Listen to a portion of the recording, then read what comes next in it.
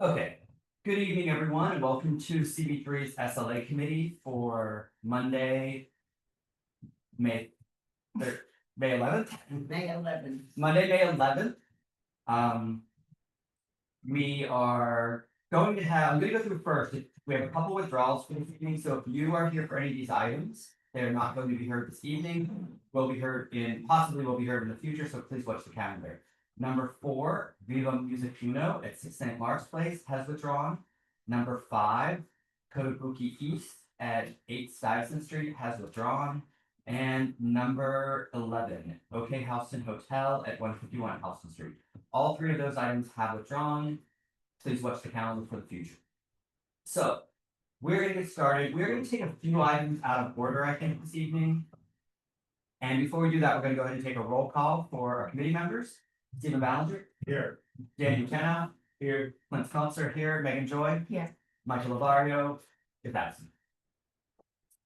So we're going to go ahead and start with item number 7 this evening. It is Great New York City Incorporated, 45 First Avenue. It is an upgrade to an OP. I'm going to give a brief. So the way the meeting is going to go, for those of you who haven't been here before, I give a brief summary. We will hand it over to the applicants and their representative to give a clarifying or anything else they'd like to add or correct. We'll then have members of the public get a chance to speak if they have anything they want to say for or against. The committee will make a discussion and make a resolution about the item, and then we'll move back to the final stipulations. So that being said, for this first item, we are going to take it as an expedited item because it's an upgrade to an OP license from a wine and beer. It's something that we haven't necessarily addressed definitively in our new policy about upgrades or new licenses that are full OP licenses that are food-based businesses closing at midnight, no live music, etc. that fall under our administrative approval process. This was a former wine and beer under those stipulations and it's upgraded to a full OP. Under the same stipulations, the only change is a full OP license. So going forward, I think we will not hear these at committee. They will be handled under the administrative approval process. I think it has been that way kind of all along. It just wasn't definitively spelled out. So just so we're clear and anyone applying for the license are clear. So I think in this case, I'm just going to give a really quick. Actually, the description I just gave. It was a wine and beer with seats of up to 74 people, 5 tables, 36 seats. Closing at midnight all days, no live music, your recorded background music only, no happy hours, no pub cross party buses, closing all, it actually is a closed fixed facade. They were closing outdoor dining by 10 p.m. The wine bar with food prep area, food server and all operations. So it really does, it's just meeting our administrative approval process, meant for beer and wine, it's meeting for the new OP license. Is there anyone here from the public that wanted to speak to this item? Please go ahead and raise your Zoom hand. I mean, I think it's a pretty simple application, so I don't really know that anyone. I didn't hear from anyone prior to the meeting, so okay. Seeing none, I guess we'll give the applicants a chance if they want to add or say anything. Did a great job. Okay. Committee members, do you have any questions? Oh, I know. Oh, This is the one on 3rd Street? Yes. Okay, I have comments. oh, you do have comments. Okay. I didn't realize what this was. So you guys are, have outdoor dining on the curb? Oh. Take it. You have outdoor dining, have you ever applied for outdoor dining? We did. Yes. But you have tables at the curb. And you have the door open with music coming out of the door? No, really. You do, I walk by it on the way home every night. No. So you can't have tables at the curb. You can have, if you have outdoor dining, you have tables next to the building, not at the curb. You have them both places. And when you have music, you have to have the door closed when you have music. And no music outside. You have a speaker outside. That's illegal in New York City. I can You have a lovely spot. It's a very lovely spot. I've eaten and drinking there, but really, it has to be quieter. So no, particularly no outdoor speaker, you know, the music has to stay inside. Oh, goodness.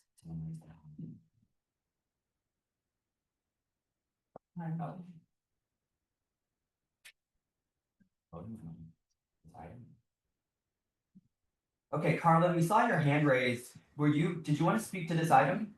Well, I think they're upgrading from wine beer to OP, right?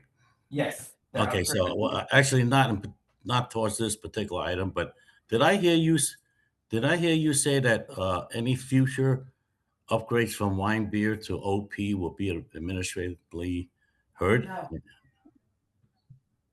No. There's an echo. Not if they don't be, so, last September, we passed the resolution at the full board to put in a procedure for administrative approval of full liquor licenses. So if someone, and it only applies to licenses that had a beer and wine or another full liquor license in the past. It's not unlicensed location, but if they had a beer and wine or they had a previous full license, they can apply for administrative approval if they close by midnight, no live music, their outdoor space, complies with the city rules. It's, the basic, and it's a food-based establishment, so it can't be just, it has to have food, it can't just be, a tavern. But that's already our administrative approval process. We just didn't specifically, we spelled it out for new licenses if it was a previous beer and wine going with full license. So in a sense, it's essentially an upgrade. So I think this would fall under that. I see. Okay, is that answer your question, Carmen? I guess. Okay. And we can talk more. If you have any questions, I'm happy to discuss it further with you later. Okay. Okay, so seeing no one else with their hand up, do you want us? We can put the stipulations up and go through them. I pretty much did your exact same stipulations. If you just want us to send them through, and That sounds great. okay, Can you add no outdoor speakers? isn't it? It's on. It's on there. It's on stipulation, isn't it? Is it on there already? Look at under the. Thank you. Yes, and will not have Any speakers or TV monitors outside. Okay. Okay, so we're gonna go ahead and move to a committee vote on this item, and then again, the office will just send out the stipulations and put them through. Stephen Ballinger? Yes. Daniel Cano? Yes. Clint Smeltzer, yes. Megan Joy? Yes. Okay, so your motion was approved, everything will be sent out to you. And then we'll. Do we need to put this up on the screen? No, Okay. they said they're okay with it, and I think it's the same as the last one. Thanks, everybody. Thank you. Thank you so So much. just please comply. Yes. Because that is a big issue we have with a lot of places, putting tables along the curb, and then it's people going back and forth, and it causes a big problem. Thank Thank you. Thank you so much. Thank you. Thank you. Take care. Okay. Thank you. So. We're gonna go ahead and move on to.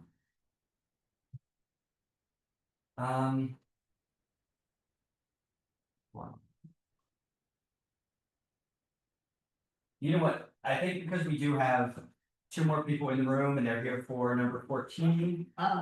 We're waiting for one speaker. Oh, okay, so then we'll wait, If he shows up. we'll pick one up. Thank you so much. Okay, so then I guess at this point, because I don't really see any that are gonna be more difficult than the others, I think we're just gonna start at the beginning and kind of go through them. So we're gonna go with number 2, it's New Excellent Handful Noodles at 106 Bayard Street. The applicants or their attorney or representative are here for 102 Bayard Street, please raise your Zoom hand, we'll promote you.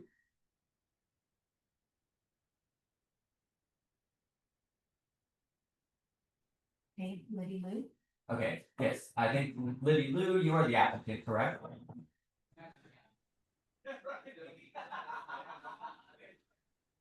You did Hello? have yes, you're the applicant, correct? Yes. Okay, great. Do you have anyone else here with you tonight? Yes, the owner is next to me. Oh, but they're with you on Zoom, not anyone else separately on Zoom, right? Yeah. And do you have an attorney or representative here? The lawyer, you mean? Yes, do you have a lawyer here tonight or? He's not here. Okay, that's perfectly fine. We would have needed to promote them on Zoom so they could speak, and I just want to make sure we had everyone, so. Okay, cool. Okay, so I'm gonna give a brief summary of your application, and then we're gonna give you a chance to clarify or add to anything that I just said. Mm-hmm. So this is New Excellent Handful Noodles Incorporated, doing business as Tasty Handful Noodle. Is seeking an alteration to extend their hours until 2 a.m. and add DJs in the premises located at 1 Bayer Street. This is an application for 74 people with 1 bar, 16 bar stools, a prep area serving food during the lost operation, no TV, streaming, background music. There are 33 full premises licenses within 500 feet.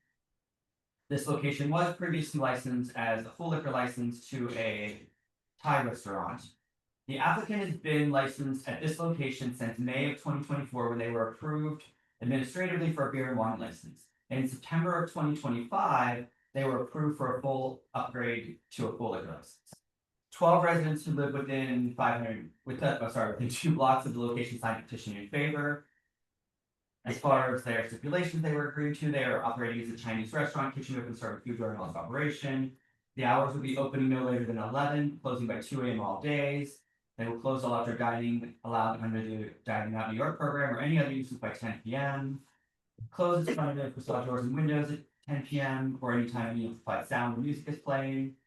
They will play ambient background or music only, but it will be consisting of recording music and DJs, but will not have live music, third-party promoted events, that's cover fee or scheduled performances.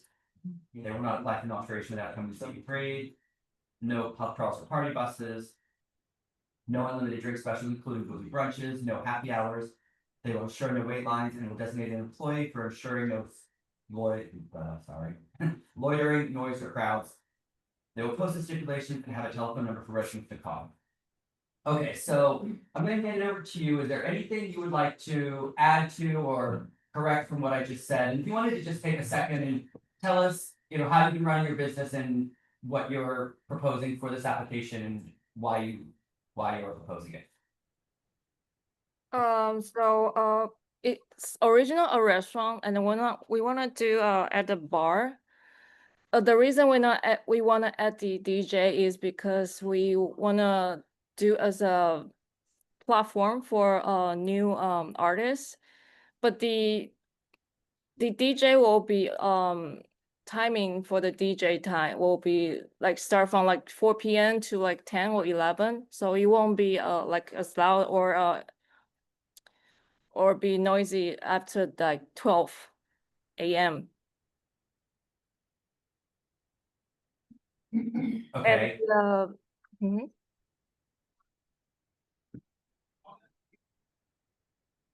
And our concept is to create a culture, a cocktail bar with a dining space that integrates contemporary Chinese culture through cocktail art, music, and community programming.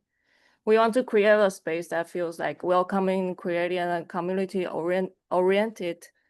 Somewhere people can like gather together, not only just drink or dinner, but like also experience the culture of Chinese. And we might have like small gallery for art exhibition or a creative like workshop. Okay. Mhm.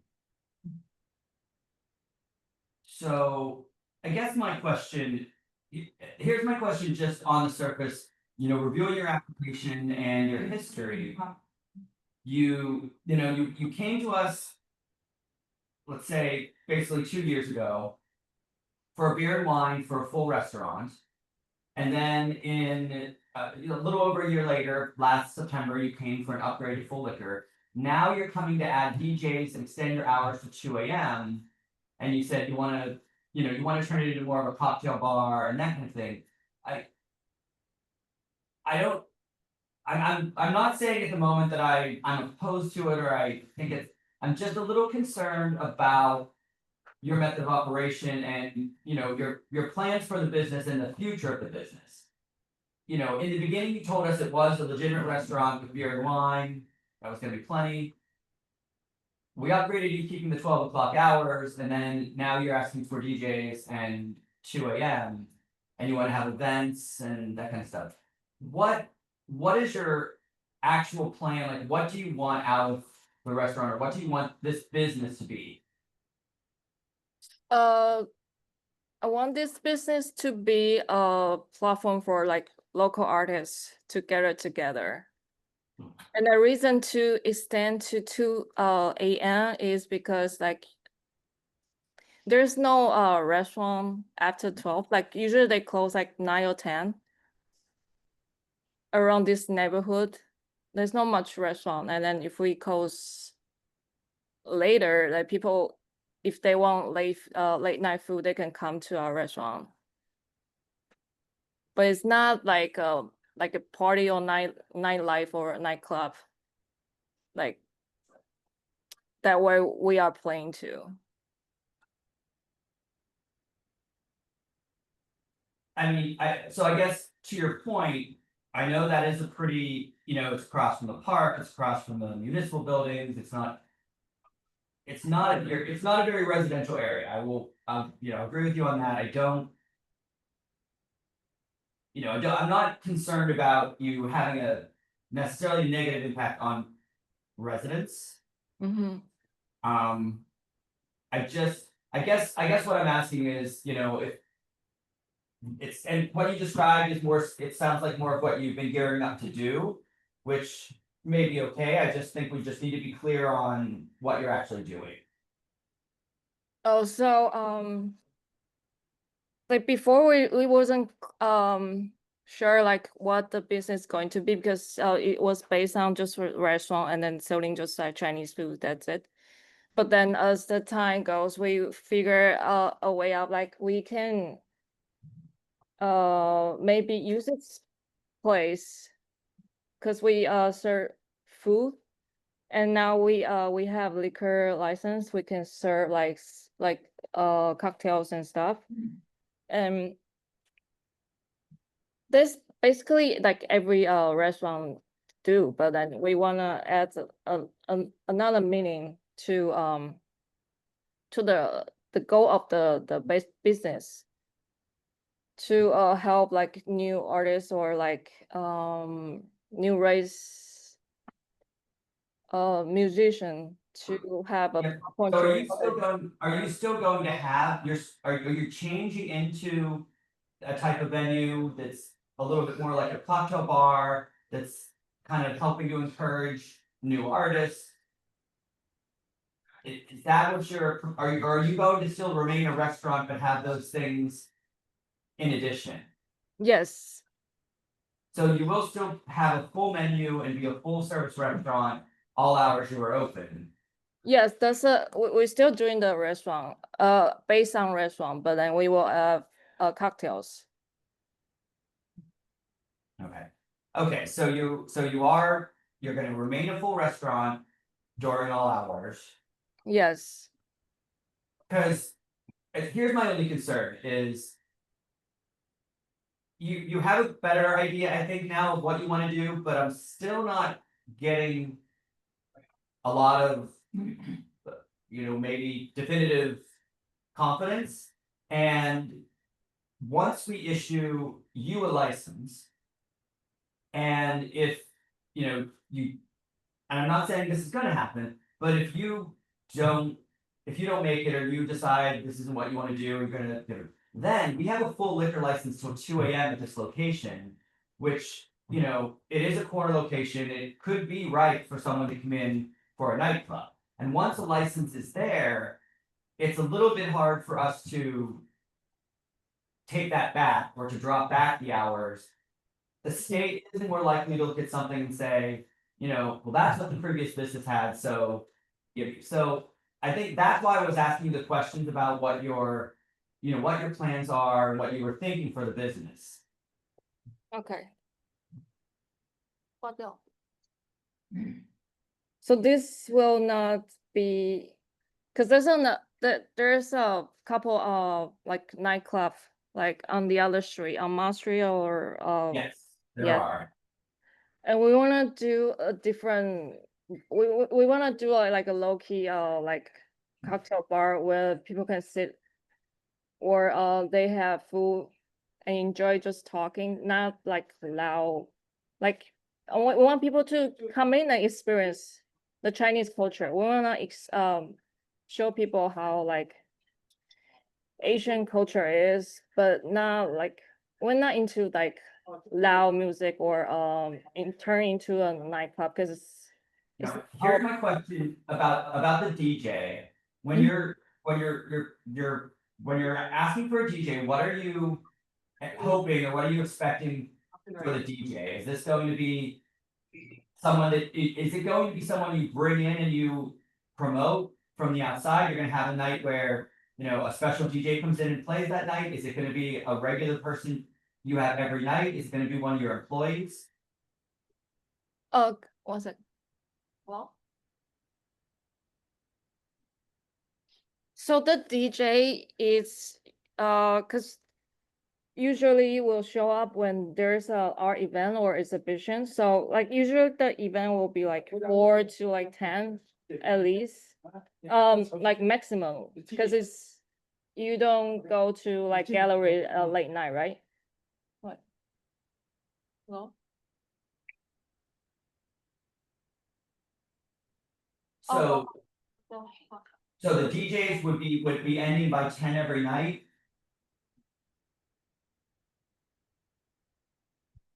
Give me one sec. The lawyer wanted to talk.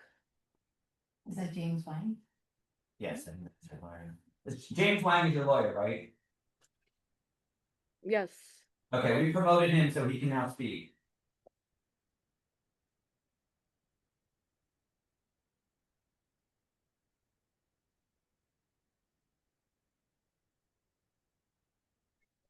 Hello?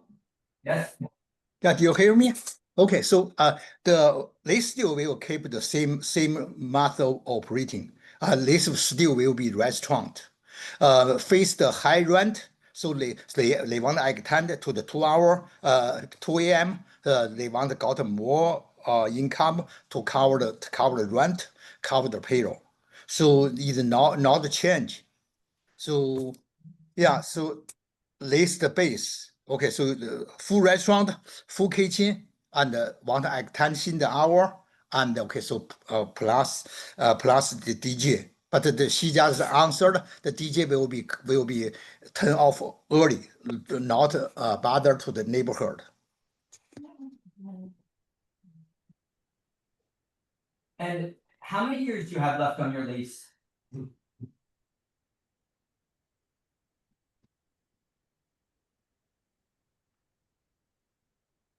Lady? She's still on? 还有几年？ Oh, yeah. Yes. How many years? 大概10年，你签 lease 还有几年10年， ？10 years. 10 years left. Okay. 10年，然后再签，如果做好了以后再签，继续再签。 Okay, Okay. so right now it's 10 years. You said, so it is 10 years. I'm sorry. So you said 10 years, right? Is what, Yeah, the lease is 10 years. 10年， and that's how many you have left, or are you down to say 7 now? 签的什么时候签的？那个一签了几年了？签的他后来呢，也许断了吧，再开始。现在还有几年？现在还有几24年，4年开24年开业，所以现在还有开2年， 7年。7 So 年多。 we have 7 years left. Okay. Okay, so but just back to the DJ, is it going to be, again, is it going to be a regular employee you have every night from 4 to 10? Is it gonna be a different DJ that you're bringing in or you're promoting from someone outside? Is it going to be, you know, what are you planning for the DJ? So the DJ thing is probably gonna be like once a month or maybe twice a month.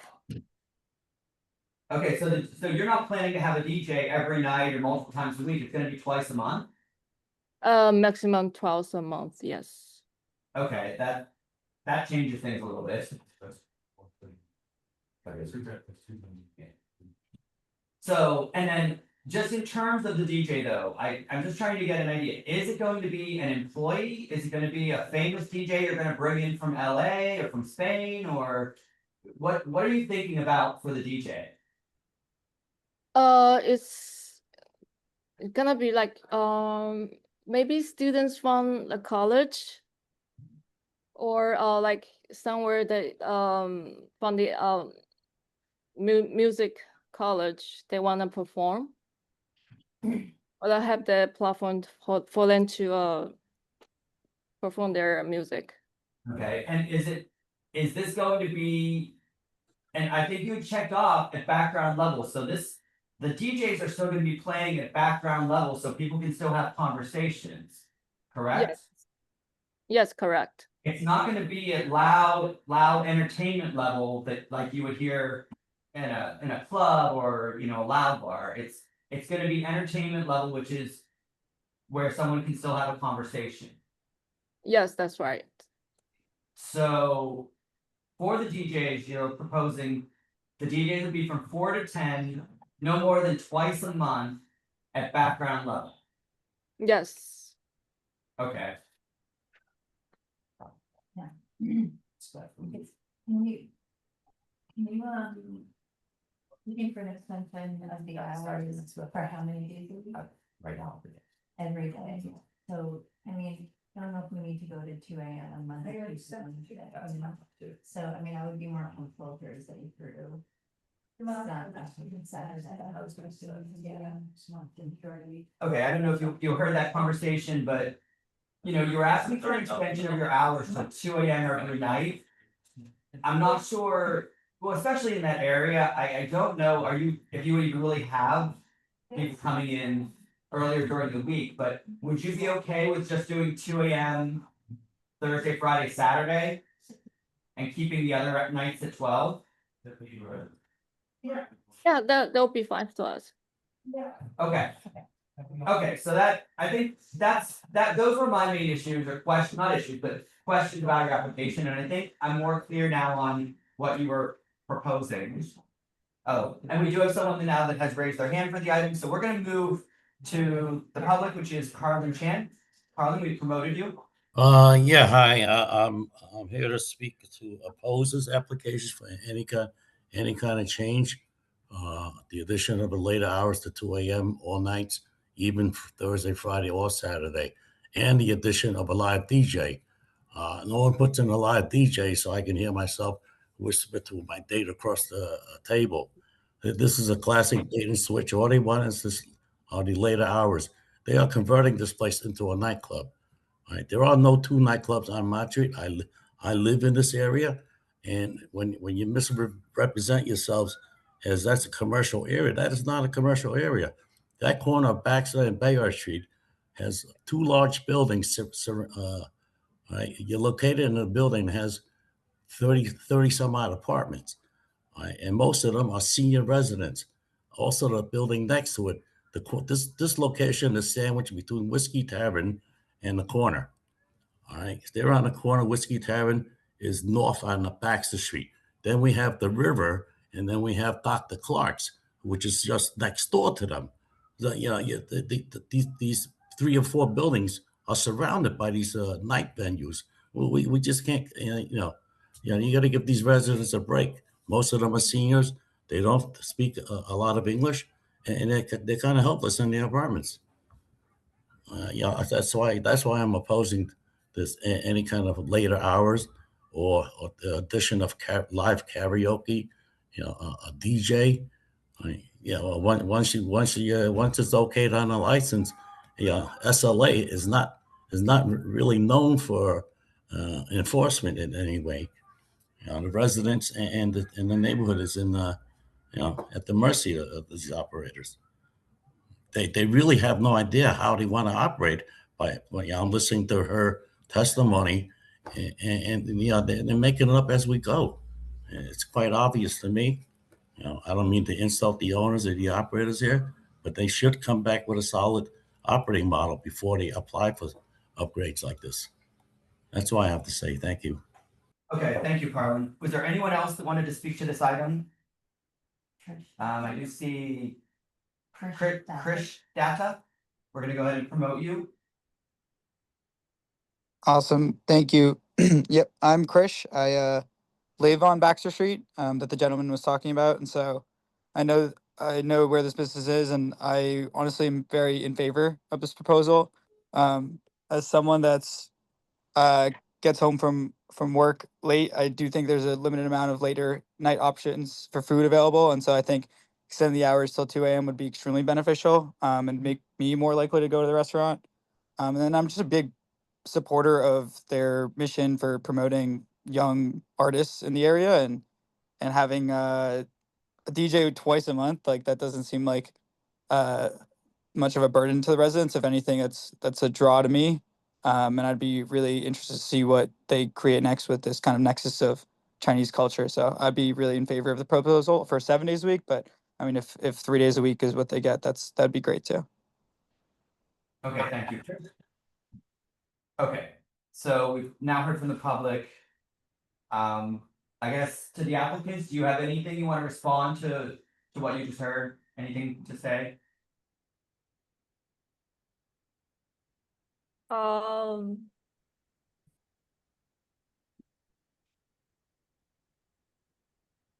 Not at this moment. Okay, okay, so we're gonna move to a committee discussion just to kind of see where we're at with this.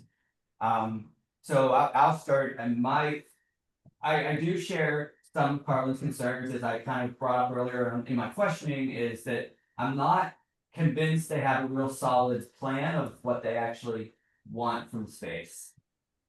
That being said, giving them DJs at background level from 4 to 10, 2 nights a month is pretty limited and pretty harmless. But to Carlin's point, then if they choose to go the other direction and not follow that stipulation, then it's on the residents to enforce that and get the SLA to do something about it. So, I'm on the fence about thinking about that, but I do think two nights a month from DJ to 4 to 10 is not a very high impact. So, and then they had already agreed to reduce the nights of 2 a.m. down to Thursday, Friday, Saturday.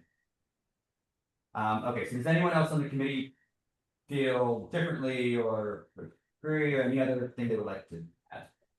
I was just, we can put it in the stipulations, the days, amount of days a month. I just wanted to make sure. Oh, yeah. It can be Okay. in the Yes, stipulations. no, that definitely, we do that. We do Yeah. that. Okay, that was that.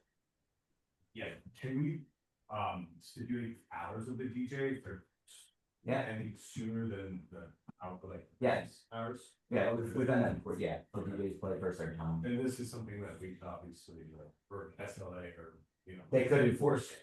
So 10 o'clock DJ end time. Yeah. That what we're. And they're agreeing, that's what they proposed that actually before we even offered it, so, I'm okay.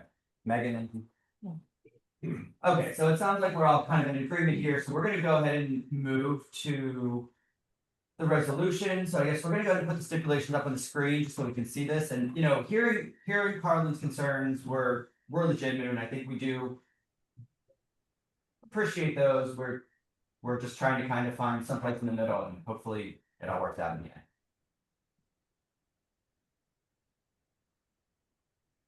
So just share just your window. Yeah. There.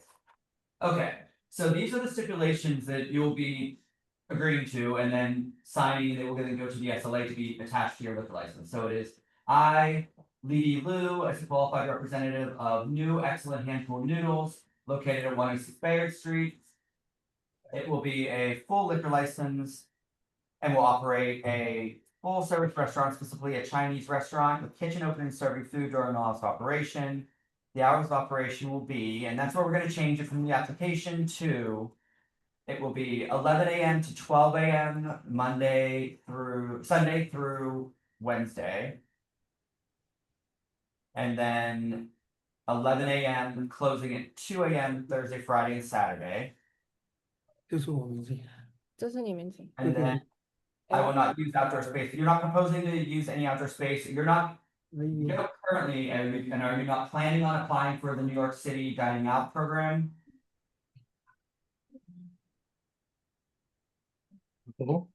That was a question. Are you planning on applying for outdoor dining, sidewalk dining, or roadbed dining?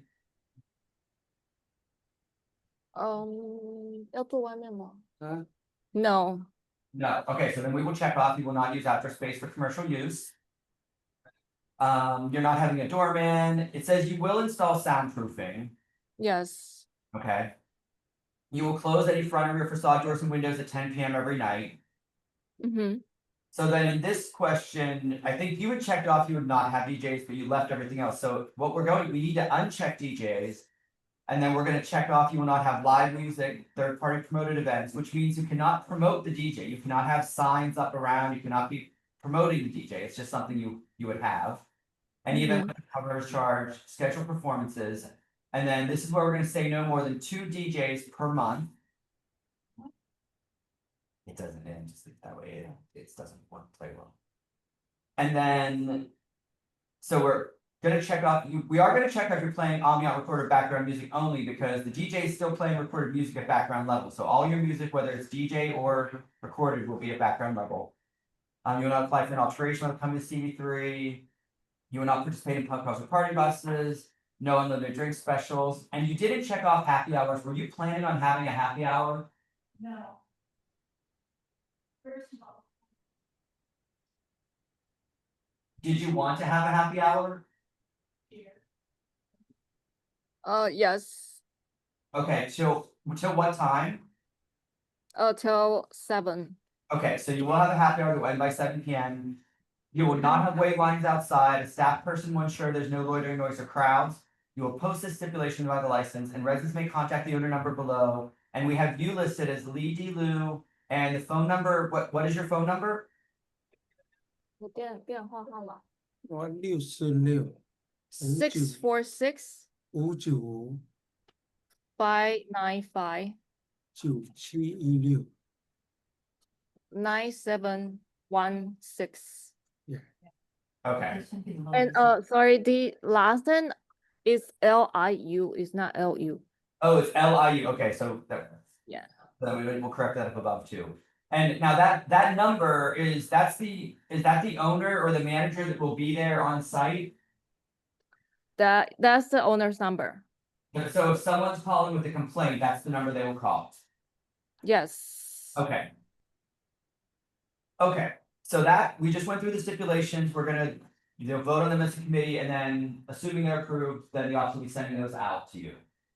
So we're gonna move to a vote. Stephen Ballinger, Yes. Daniel Tannock, Yes. Clint Smeltzer, yes, Megan Joy. yes. Okay, so the motion passed, these stipulations will be sent out to you actually, they'll be sent to your lawyer, to James.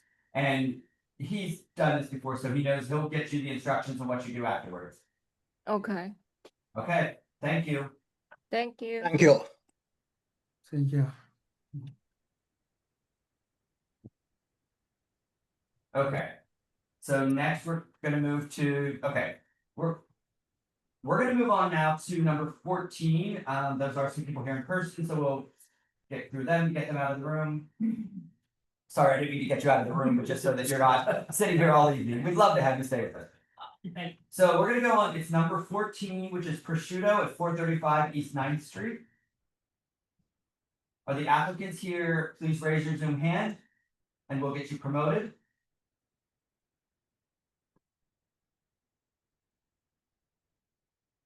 There we go. Hello. Hello. Hi.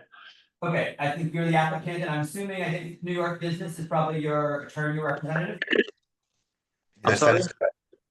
Okay, and then we see Mattia, is that another one of the owners acting? Yes, I'm here. Okay. So I'm gonna go ahead and give a quick summary. We'll hand it over to you if you would like to have anything else. So we have Prosciutto LLC doing business at Prosciutto, full on premises license in the premises located at 435 East 9th Street between First Avenue and Avenue A. It's an application for an establishment of 45 people with 8 tables, 20 seats, 1 bar on the ground floor, a full kitchen, serving food during all its operation.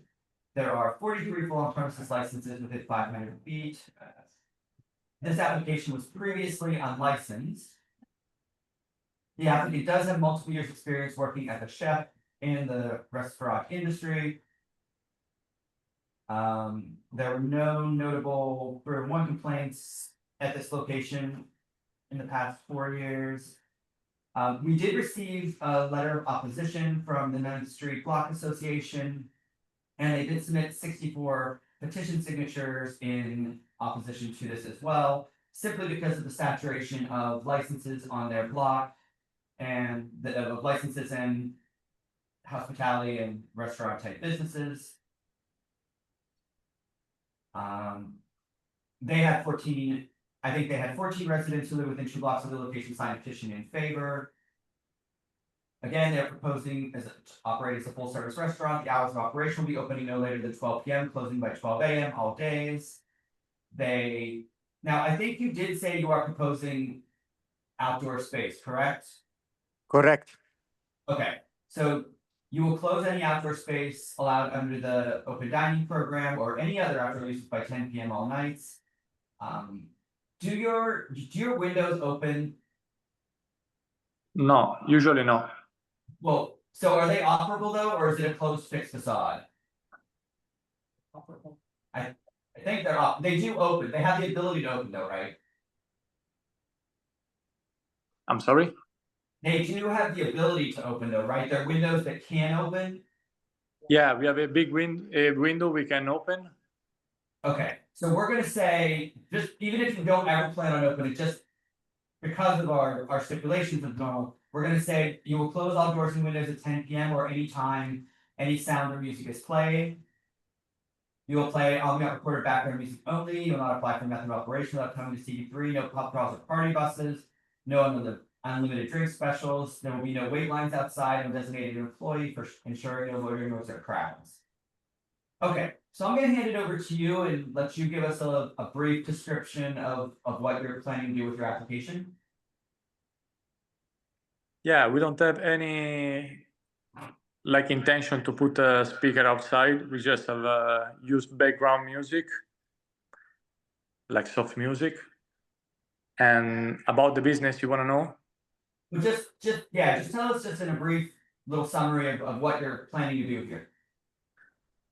We want to open a Italian restaurant, specifying fresh pasta, charcuterie, and we just would like to have a beer and wine license, just to sell wine, because it's like the most you can drink when you eat this kind of food, and that's it.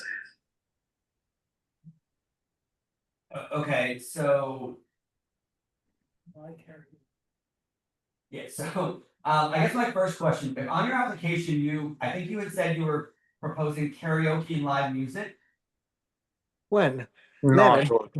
No. I'm sorry. On your application, it said that on your application, your questionnaire, that's why. Can I speak on that? I'm sorry. I'm sorry. We usually include that in the applications just so the restaurant could have an option in case they want to do something a little different once in a while. But upon speaking to Gabriel, he told me that he would not be doing any live music or DJ or anything of that nature. He just wants background music, soft music that you can listen to while the people are there dining. Okay, that makes it makes me feel a little better. It makes a lot more sense because that space is tiny. And yeah, 45. I don't I didn't even know have where you space were gonna for that. fit live music or how you were gonna do karaoke. No, not at all, really. Yeah. Okay, so the other question I had was in terms of the outdoor space, your frontage is tiny and about half of it is taken up by your door. And the other half in front of the window, there's a basement gate there, a basement door. I did look this up to confirm again, and the rules have changed many times. I don't know if the city allows sidewalk cafe tables to be over top of the basement doors, the basement hatch doors like that. Initially they do allow that, but they have to sign, engineer has to sign off on that application with their ID number, stating that that is secure and people can actually sit or tables can be placed on the cellar doors. But Okay. also we already changed the door in the front from the basement. Okay. It's a new one. It's safe. But the second part of that is, in the end, that's not for us to make that final decision. That is, the city actually has a whole procedure and department for that. So that was more of a question, and just if you had looked into that yet. What are you proposing? Basically, would it just basically be one table out there? Actually, the space doesn't allow for more than maybe 3 little stools. They have a small table that's 5 feet by 8 inches long and a foot and 3 inches wide. It actually is attached to the side of the establishment, so it will just be raised up, secured, and 3 little stools will be placed 5 feet away from the entrance to the building, towards the right of their entrance door. Just 3 little stools there. And they all have the clearance of the 8 feet that's required from the bike stand and the tree pit that's there. That's something I want. Okay, that's the city would make that final determination to what you're allowing out there, but I was just. And it actually makes me feel a little bit better if it's a small little, basically a counter attached. You're not Right. putting extra people to crowd up the sidewalk, but. Okay, so. Anything else you wanted to, so I'm glad we clarified about the live music karaoke, all that, and then the outdoor space. Everything else was generally pretty straightforward. I think there are some people here from the public that wanted to speak to this item, so we're gonna move to them. Raise your hands if you want to So, speak. I mean, I know we have some people here in person, and then we'll move to so we're gonna start with people here in person first, so if you just wanna. One question before I Yep. start, I just want to clarify, there's going to be a bench, sorry. a Will you use the counter. mic, please? Thanks, and you gotta press it on, yeah. I just want to clarify, there's going to be a counter attached to the building with 3 stools, not 3 tables. That's what he said, yeah. And no live music and no karaoke. Yes, that was what he said. Okay. Okay, so I can take that out of my. Alright,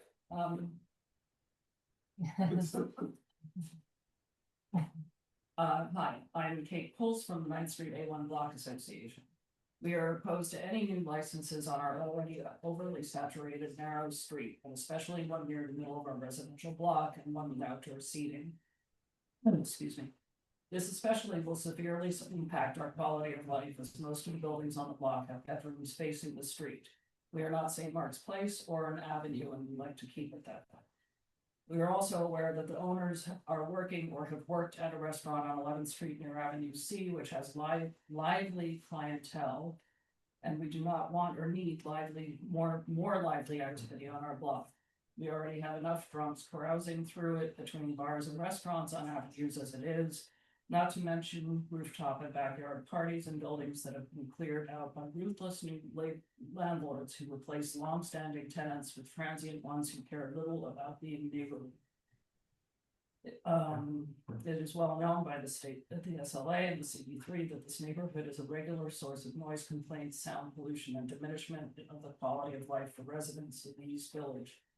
The SLA also states that there should be public benefit from any new license. As we all know, there are already more than 24 full liquor licenses, as well as more than 24 beer and wine licenses within 2 blocks of this location.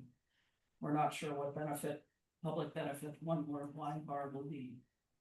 Lastly, we want to voice concern about supposed restaurants as opposed to bars, asking for late night closings.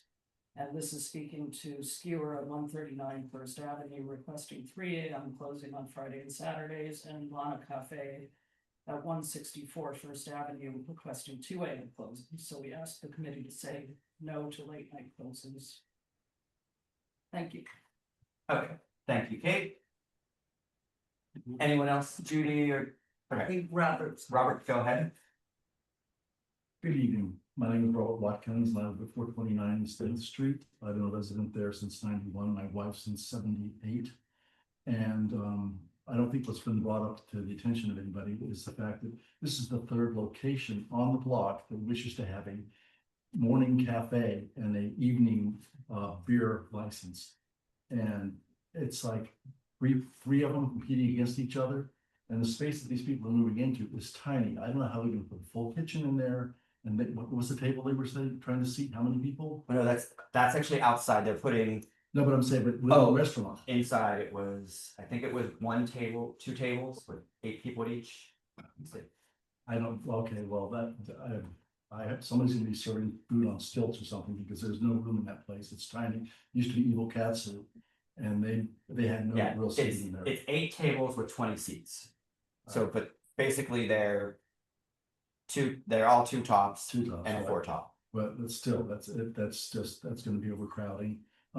Again, if you go down First Avenue, half the restaurants are closed at 10 o'clock. I mean, nobody's staying open. Since COVID, the hours have changed drastically on who's out at 4 o'clock in the morning, and nobody. And on our block, basically everything is closed off at 10 o'clock. So it's, I just think that we don't need another beer establishment or wine establishment. Also, like I said, there'll be 3 of these same types of cafes operating within several hundred feet of each other. So thank you. Thank you, Robert. And Judy. No, I'm more of support. Your support, okay. Laura's here. Okay, I know we have at least one person online. We have Laura Sewell. We're gonna promote you. Thank you. I'm not familiar with the representative or attorney here, and I apologize that I have been a little busy with outdoor events the past couple of weeks, and I did not respond to their notice.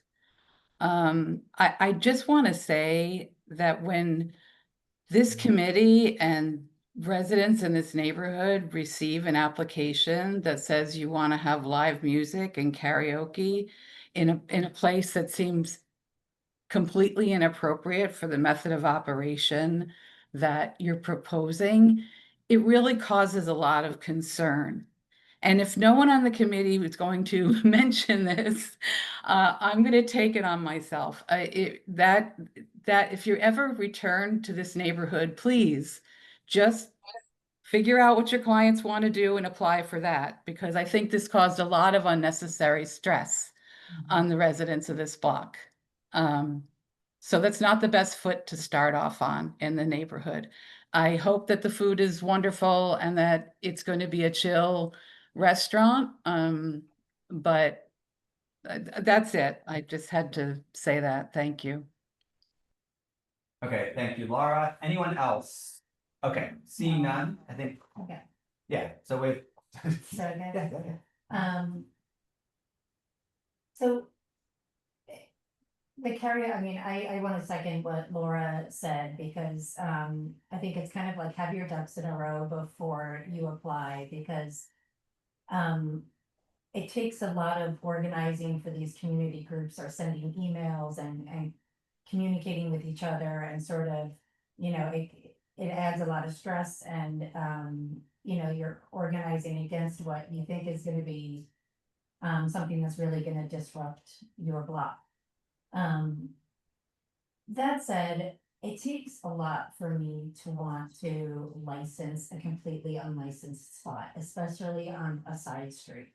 Like, for all the years that I spent chairing the economic development, it's like, if in situations like this could actually be something else, right? Like, this could be a gift shop, this could be another little, like a card shop, a store, or something like that. Like, it would be a perfect thing.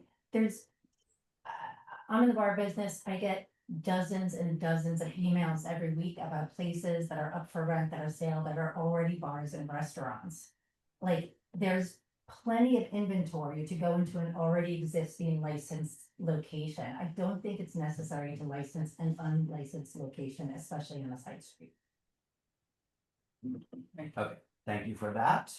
Anyone else on the committee have anything like that? Doesn't this become admin approval without a karaoke and?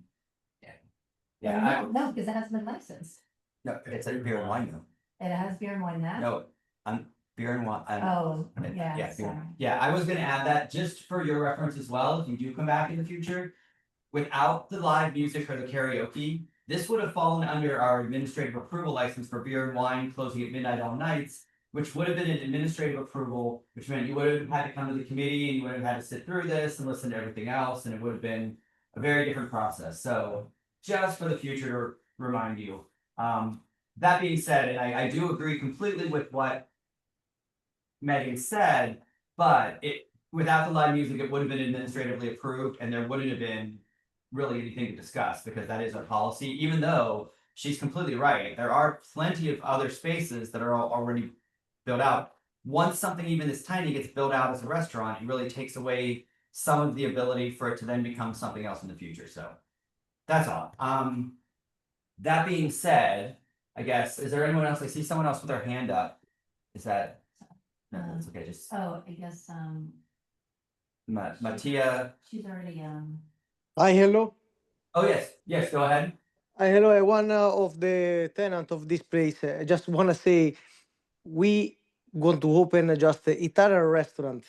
We are two chefs. We travel around the world, and we want to just make some fresh pasta and service simple Italian dish. And of course, with the Italian dish, we want to serve wine. That's all. We don't want to make crowd on the neighborhood. We don't want to make some party. It's just Italian restaurant. It's tiny, yes, but this is how the Italian restaurant is it in Italy. Tiny and warm, cozy. yeah, I mean, your food is delicious in the restaurant you have on 11th Street. You make delicious food. That wasn't my point. It was just, I like to see some retail diversity in our neighborhood, and we've got a lot of existing bars and restaurants that you can move into without taking a space that's not licensed right now. That's not a bar or restaurant. But it's two completely, I'm sorry, and Gabriele, we are two completely different locations. 11th Street is nothing like a attachment to us. No, I was giving you a compliment, 11th Street. I think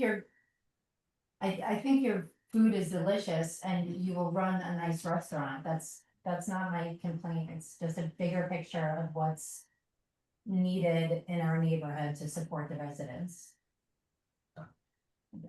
We support the residents and the location, like hiring people around here that want to learn and work with us, for everyone.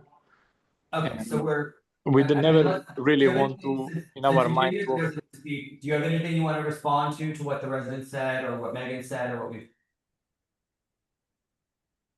I want to say it's not in our mind like to open like a karaoke or stuff like that. It's just a background music we want to keep inside, just for the atmosphere, and that's all. Okay. This is what we are looking for.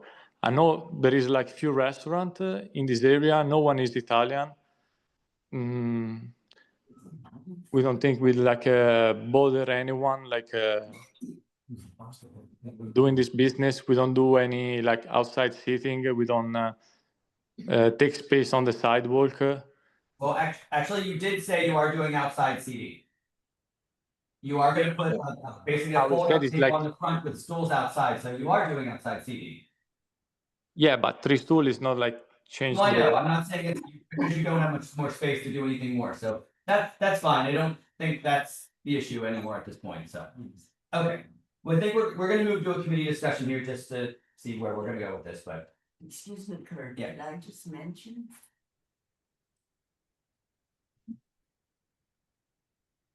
on the same block, just 2 houses up, there's a pasta place.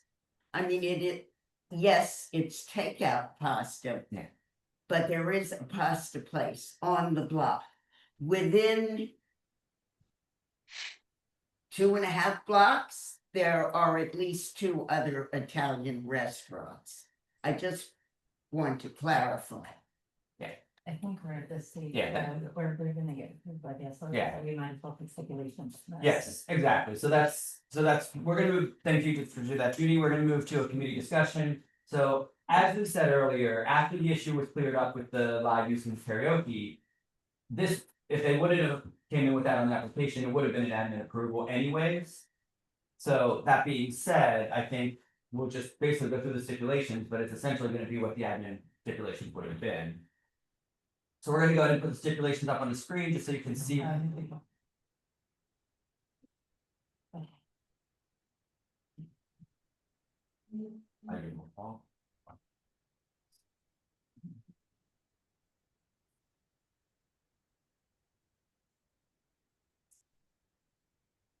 Give it just 1 second, there was a small. Oh, wait, there's 2. Maybe. Wait, is that the same thing? No. That was mine. Oh, that's the skewer, that is on tonight, but. Hold on, let me see. So we could do that something. We can, but it was Steven did this one. Yeah. So let me just, I may have just not downloaded, I may have saved the wrong one, let's see. Here we go, here's Steven. No. You sent us a live one, Steven. Okay. I'm sorry. No problem. No problem. So I have it on the computer then. that's fine. So we're gonna put the stipulation up here, but we're gonna quickly fill it in. Yeah, I'll read it to you from the question that we can have it on the screen.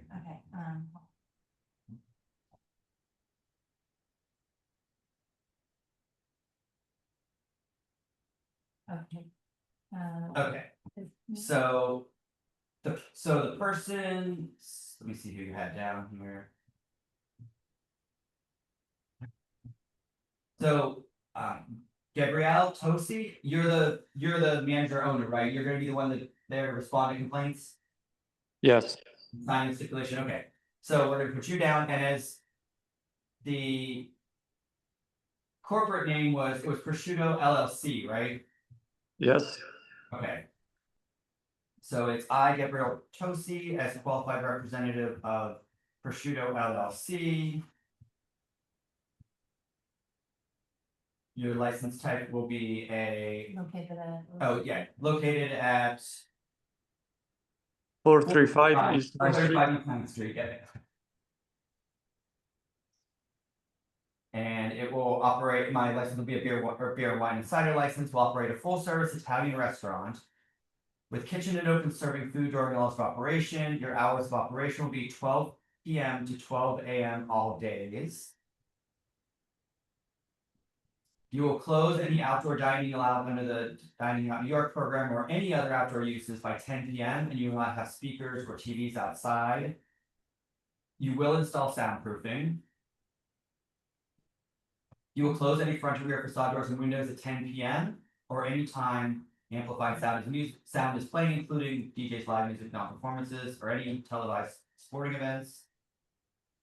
And then you will not have DJs, live music, third-party promoted event, any event in which a cover fee is charged or scheduled performances. It will be on background recorded music only. Will not apply for an alteration without coming to CB3. Will not seek a change in class in your liquor license without first obtaining approval from CB3. You will not participate in pub crawls or party buses. You will not have unlimited drink specials. You will not have a happy hour. No. You will not have wait lines outside, and you will not have wait lines outside, and you will have a staff person responsible for ensuring no loitering noise for crowds outside. You will post the stipulation by the liquor license, and residents may contact the owner or manager at the number below. And it's Gabrielle Tosi at 646-811-881-6814. Yes. What was the last four? 6814. Why wasn't that administrative? because they asked for karaoke and live music before they came here. Okay, so that being said, we're gonna move to a vote. Stephen Ballinger. Yes. Dan Matano. Yes. Clint Smeltzer, yes. Megan Joy. Yes. Okay, so the motion passes. The office will be sending you out these stipulations tomorrow with instructions on signing and getting them back. And good luck. Thank you. Thank you so much. Appreciate it. Thank you very much. Good night. Good night. Have a good day. Bye. Okay. Thank you guys for taking. Very Yes. nice. Thank you for coming in. Okay, so we're now gonna move back to item number 3, which was the Blind Barber, Charlie Group LLC at 339 East 10th Street. With the applicants, would the applicants please raise your hand for item number 3, 339 East 10th Street. Let's do it after. Let's do it now. I'll put.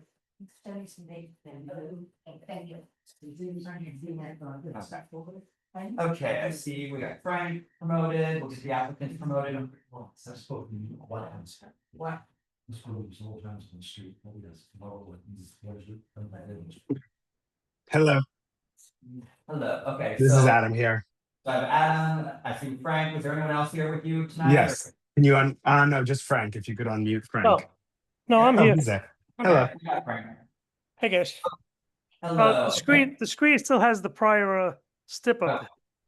Oh, that's actually odd. She does not have it shared on her screen, strange enough. Okay. There we go. Okay, sorry, we got that off. Thank you, Frank. for Good pointing that evening.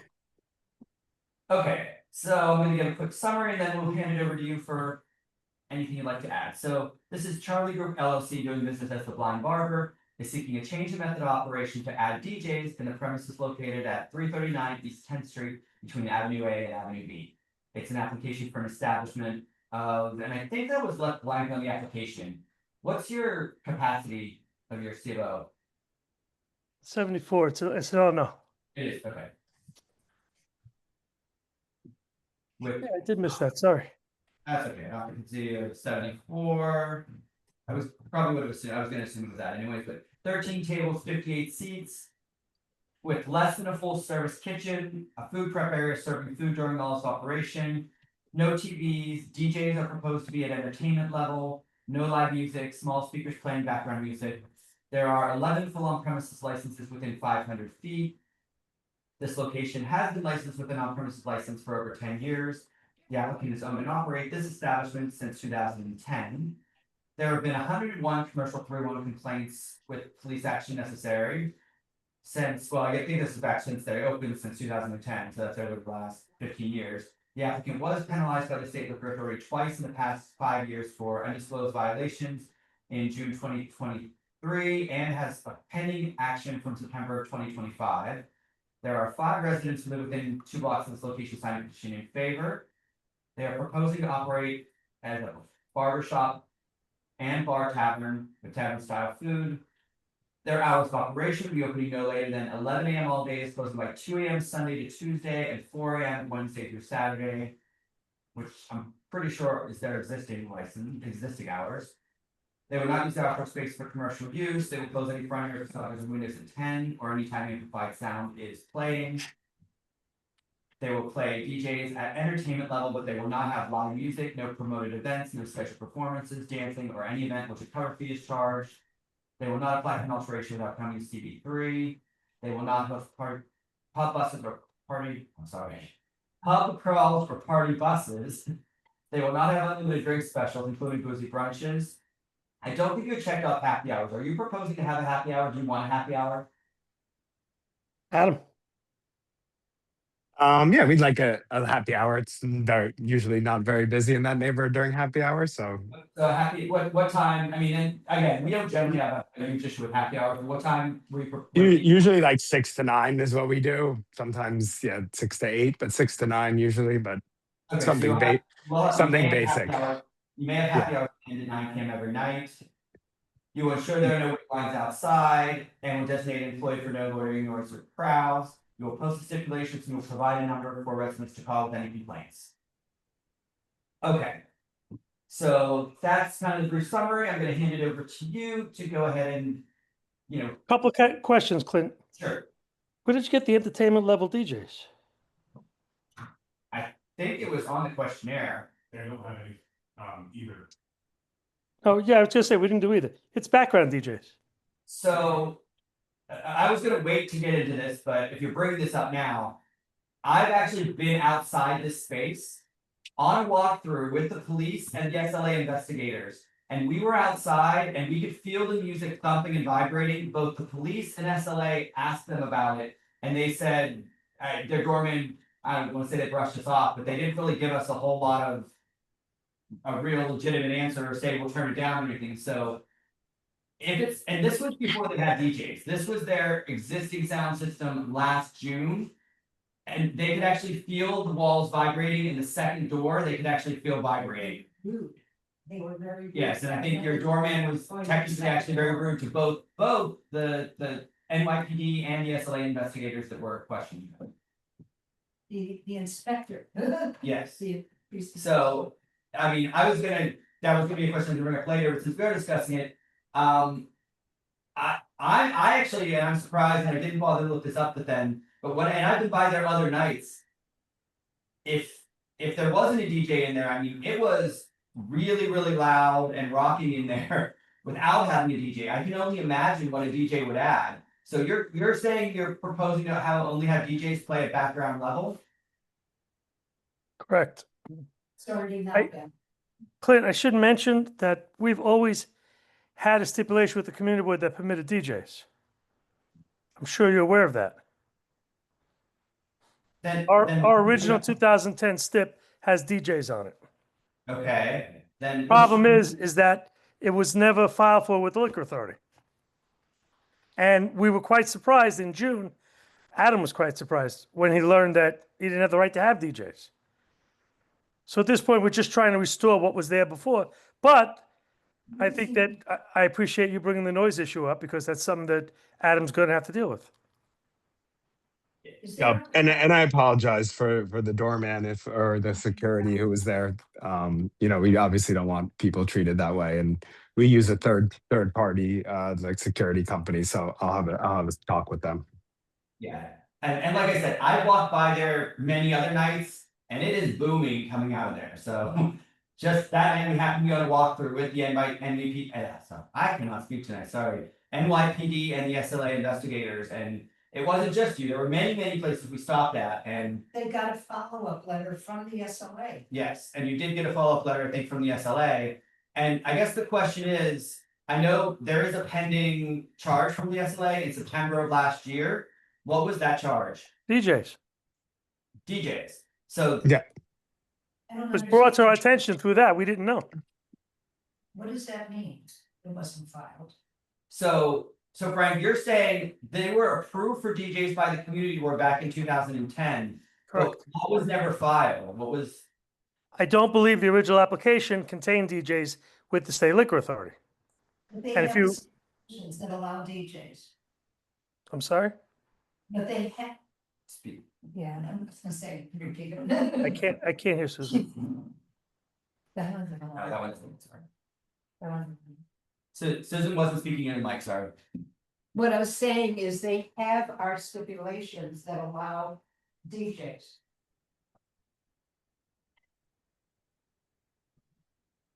I don't understand what that means. So we approved stipulations with DJs, correct? 2010, yes. And it was sent to the SLA. Remember they're doing it differently now than they did in 2010. 500-foot hearings are a lot more involved than they were before. And I don't believe we actually checked off the box DJs on the SLA application. So the issue is not whether or not we have approval from the community board, it's whether we have approval from the state liquor authority, which is why we got the charge. But they have our stipulations that we allow DJs. Right, but again, it's not the community board allowing it. It's the fact that the state liquor authority has not granted us the permission to do that. But if we've already, if we've already approved it, We've already approved it. we've already approved it, so technically we probably didn't even need to hear this again. Well, I think it was good that we heard it because we need to hear about this noise issue. Okay, so basically, we're not approving anything new. I've known you've had DJs for a long time. I just thought you were in violation like most of the people are in this village, so that was an issue. I never bothered to look it up to see that you actually were approved for DJs. Which 16 years ago. Which makes, I know, was before I was even originally on the board, so that's fine. But that actually makes it better for you, because then technically you weren't doing any violation. You're just correcting a mistake, right? Administrative act. You're correcting an administrative error Correct. somewhere along the line. Like whether, like you said, whether it was in a box that you could check off at the SLA, but it was approved here at the committee. Whatever happened, you're correcting a mistake, and we're not really even voting on anything new. We're voting on something we've already voted on. Correct. Okay. And I think that being said, we're just going, I don't think we need to really discuss it anymore, because having been discussing that we may not have approved DJs for you. That's why I was stopping you. Being that it was already approved, I think. Yeah, we could just confirm our previous Yeah. stipulations, put in, attach them, but also say that we need to start complying with, And the other thing, I don't know, because, and I should have done this, I just was out of it this month. Did you have on, and I know back in 2010, this may not have happened, are there stipulations for no lines? I don't actually know the answer to that.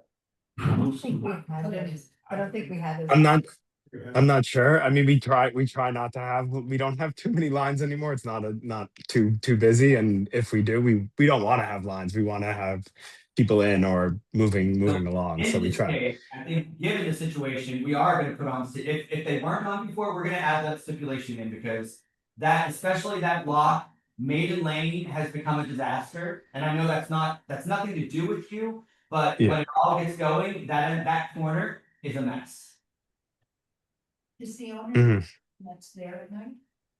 I don't, so Adam, are you there at night? I'm not there every night. We have a manager, but I do come by and I do check it out. I mean, it's not, I've been going there for 16 years, compared to what it was, 5, 10, 15 years ago. I feel like there's a lot more control on the street in terms of just the action in the neighborhood. But yeah, we'll continue to, control it. And, we don't want lines either, but when people show up, we either want to like get them in quickly or we, tell them to move along. So we're not intending to have a line ever. We also don't want to go over capacity. So that's kind of. Clint, your old stip didn't ask whether or not you have wait line. Yeah. Oh, we'll agree to that stip. Okay, thank you, because that's really the only thing I think I would change, given what we just discovered, and I should have done more due diligence on it this month, but I didn't. So we're gonna just, I guess, unless anyone else from the committee has anything else to add, we're gonna basically approve what we already approved for the previous stipulations. We're just gonna add no wait lines. And actually, one thing, I don't know, Frank, if you have the stipulation in front, did they have happy hours on there?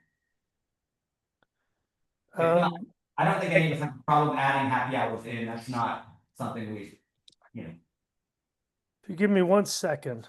Okay, I don't think anyone of us have a problem with that. Happy hours are not our main issue, or even really an issue for us. It does not look like you asked for it. Okay, so we'll go ahead and put them in for you, just so that it's more clear on the SLA that you're allowed to have them. So, and I think you said till 9, right, Adam? Yeah, till 9 will be good. Okay, that's fine. And technically you don't have, I mean, when it says until 9, you can have them earlier too. I don't think the SLA necessarily cares about that either. Like, Okay. At 7 or 8, I think they're just more concerned about the ending time of them. Okay. Okay. And I'm okay with the no lines. I'm just curious on an operational aspect. Like how do you stop that if like you're at capacity and people want to come in and you tell them to keep moving, but they wait? You tell them they have to come back, and it's your responsibility to keep the sidewalk clear. Okay, cool. Okay, yeah, we do our best. All right. And look, we understand that, it's more of an organized line. Yeah. One or two people that you've told them to go away. I don't think even the SLA is going to come down hard on you for that. It's when you have organized lines, which you have. Yeah. Oh yeah, we try not to. But yes, sometimes a bunch of people. Okay. Thank you. Thank you for being agreeable. So we're gonna put the stipulations up on the screen and just go through quickly with what we have. Alright. Oh, sorry. Okay, so this is Adam, and it's Kirschenbaum, correct? Yes. As a qualified representative of Charlie Group LLC located at 339 East 10th Street, my license is a full liquor, wine and beer. License is and No. this is technically, I guess, Change a method of operation. I guess it'd be a method of operation change, even though it was what you already had, but we're gonna put method of operation change. Will operate as a bar tavern with a barber shop, with less than a full service kitchen, serving food hours of operation. Their hours are Sunday to Tuesday, 11 a.m. to 2 a.m., Wednesday to Saturday, 11 to 4 a.m. You will not use outdoor space for commercial use. I know you have a doorman, you said you actually have licensed outside security. I don't think that was checked off before, but I don't know. Do you have a security now? A security guard? Yeah, we have a security guard sometimes to check IDs. How many nights do you have a security on? Usually 3 nights. Thursday through Saturday? Yeah. Okay. Prior stip did not, we said no security, but that's changed in 16 years. So you have no problem sticking to that, right, Adam? What would the step be? Security guards 3 days a week, from like 10 to whatever. Well, Yeah. we weren't even, I wasn't even gonna go with putting hours, we were just gonna say you'll employ security guards Thursday through Saturday. It's fine. Okay. Yeah. It's good for Now, the everyone. one thing I will say, it does have checked off, you'll install soundproofing. I'm assuming there's soundproofing there, and I'm not sure, I don't know if there's been residents complaining from above, but it definitely does emanate outside a little bit. Are you planning on installing more soundproofing or? We can. I mean, we've had some installed. We've done over 16 years, we've done different changes. We've always been amenable. So it's something, if it's a problem, like if a neighbor or someone complains, we've moved things around or added padding or done different things. But yeah, there's some basics in there. So I'll have them take a look and try to reduce it. Some of it has to do with when the door opens and the music comes out. So reorienting the speakers in certain spots could help. So Yeah, I mean, I think this is more for like new applications that have been operating for 16 years, so I'm just gonna. I'm gonna uncheck that because you already have soundproofing, but yes, the next one is about the doors closing. So then I will close any front and rear facade doors and windows at 10 p.m. every night or when amplified sound is playing. And then, so the next item is, so you will have DJs. You don't have live music though, do you? no. So you will have DJs, but you will not have live music, third-party promoted events, any event which a cover fee is charged or scheduled performances. You do have dancing though, don't you? I mean, not really. I mean, people are drinking mostly. Okay, so, and if this isn't something we necessarily have a problem with, so I'm not saying we would, but it is something that I think does have to be on your SLA license. Well, it's not, we don't promote it. It's just that people naturally kind of do it. Do what? So Dance. It's such a stupid thing. Well, It's like, it- you don't have a dance floor, like, it's not like you have a dance floor, but if you put music on and yeah, people are like dancing. But doesn't. Yeah.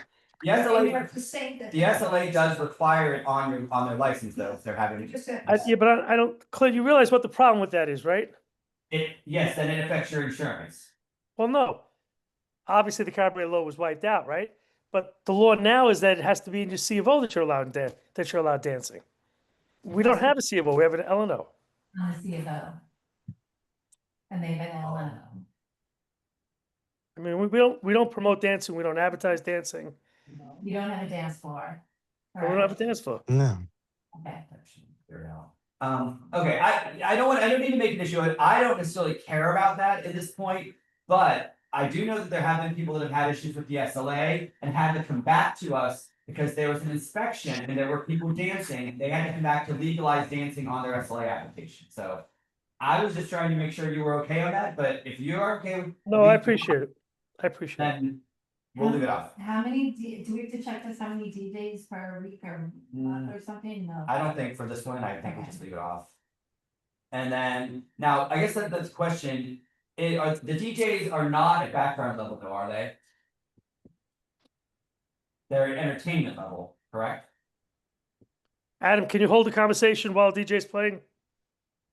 Yeah, yeah, you can talk while the DJ's playing. I don't like the music that loud. We try to turn it down. You know, we don't want it blasted. So do you want us to say that the DJs will be at background level? I'm not sure what the like Background the level legal. is like when you're sitting at dinner having a conversation with your friends. I mean, yes, it's different than a restaurant music level, But is depending it on the loud? So, but is it loud enough that you can carry on a conversation without screaming, hurting your throat? I think so. Yeah. I mean, Frank, what do you think? You've been there. I haven't been there at 10 o'clock on a Saturday night. It's, I mean, from what Clint is telling, I'm listening, Clint, it sounds like it's entertainment level. There definitely are times where it is 100% entertainment level. I don't know if it is all the time, but I have been by, not just on the night with the walkthrough, but there's been other nights where it's definitely entertainment level. I mean, there's no harm in saying that. No, and that's actually, and that's where I was going with this. It's been that way. I know you don't care. You don't care. Yeah. So, We're not checking that. so we're not gonna say background, we're just gonna leave it. We actually should probably just clarify and say, and in the line under number 8, say DJs will be at entertainment level. That makes more sense. Just because, that is what you've been doing for the past 15 years, so. And as you can probably imagine, the original stiff from 2010 didn't ask that question. Probably did not. No. Okay, so then apply for an alteration, we're not saying that's, not participating in pub crawls or party buses. No unlimited drink specials, and then we are gonna you will have happy hours until 9 PM. And then you will not have wait lines, we'll have a staff person to ensure no loitering noise or crowds. We'll post the stipulations, residents may contact the owner at the number below. And Kirschenbaum at 646-339-3476. Yes. All look good, Frank? Yes. Okay, we're gonna move to a vote. Stephen? Yes. Daniel? Yes. Clint, yes. Megan? Yes. Okay, motion passes, Frank. We will be sending this out. Have a nice month, guys. Actually, I think, Frank, that was the only one you had tonight, right? The only one I have tonight, yes. Okay, because I would have been nice to you and taken your next one next, so you could have a somewhat earlier evening, but. No. This is always, I learned stuff. Okay, well, have a good night, Frank. Have a good night. All right. Thank you so much. Thank you, Adam. Okay, so we're gonna move on next to number 6, which is Portamore LLC at 40 Clinton Street. Yeah, this was Michael Kelly.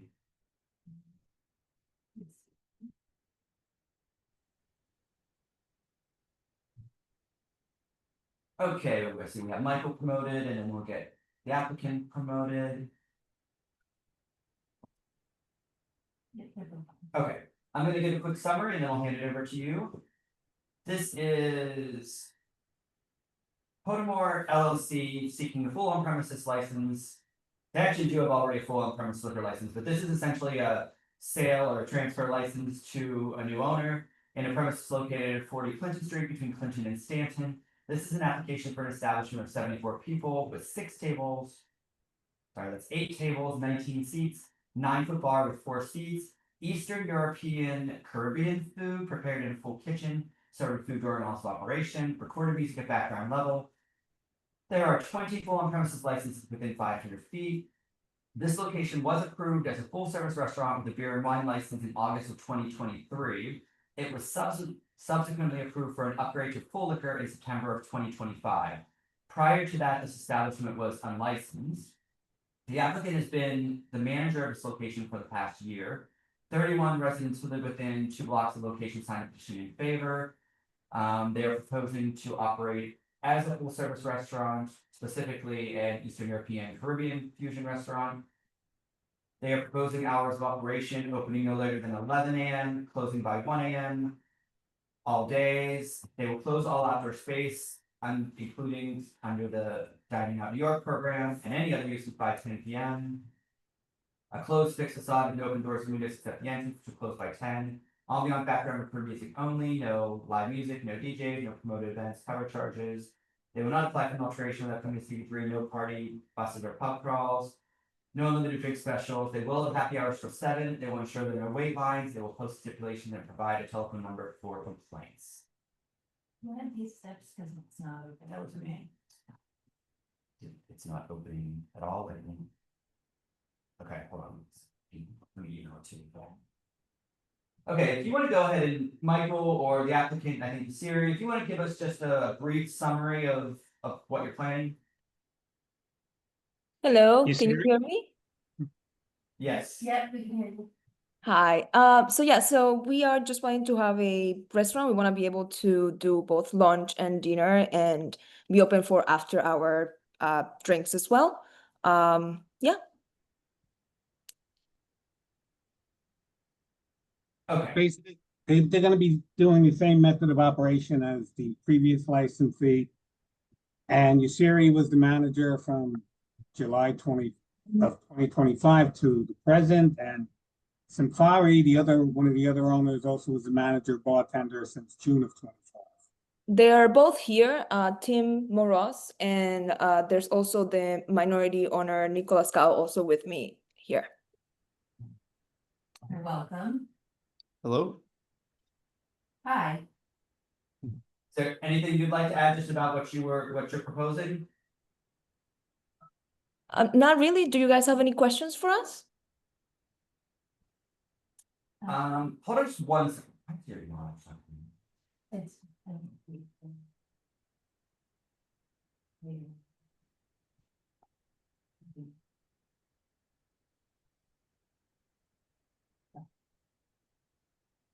That was a vibe.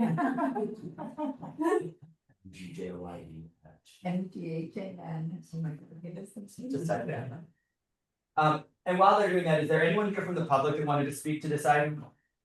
Raise your Zoom hand if so. Okay, I don't see anyone. Anyone on the committee have any questions or comments? I have one question.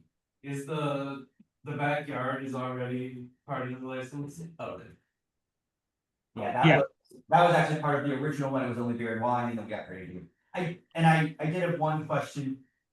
You're asking for 1 a.m. all nights, or is your current license 1 a.m. all nights? I'm sorry, can you repeat that again? On this application, you're asking for 1 a.m. closing all nights. Was your current license, was it 1 a.m. all nights? No, the current one is until midnight. That's what I thought. So you are asking for an extension of the hours though as well. Yes. Okay. Extension of the hours and an upgrade. Yeah. Yeah, so it's an upgrade to full liquor and, I'm sorry, no, they already have full liquor. It's extension of hours and different owners as well. yeah, so the only change, it's the sales / transfer of the license, but then the only difference was the extension of the hours.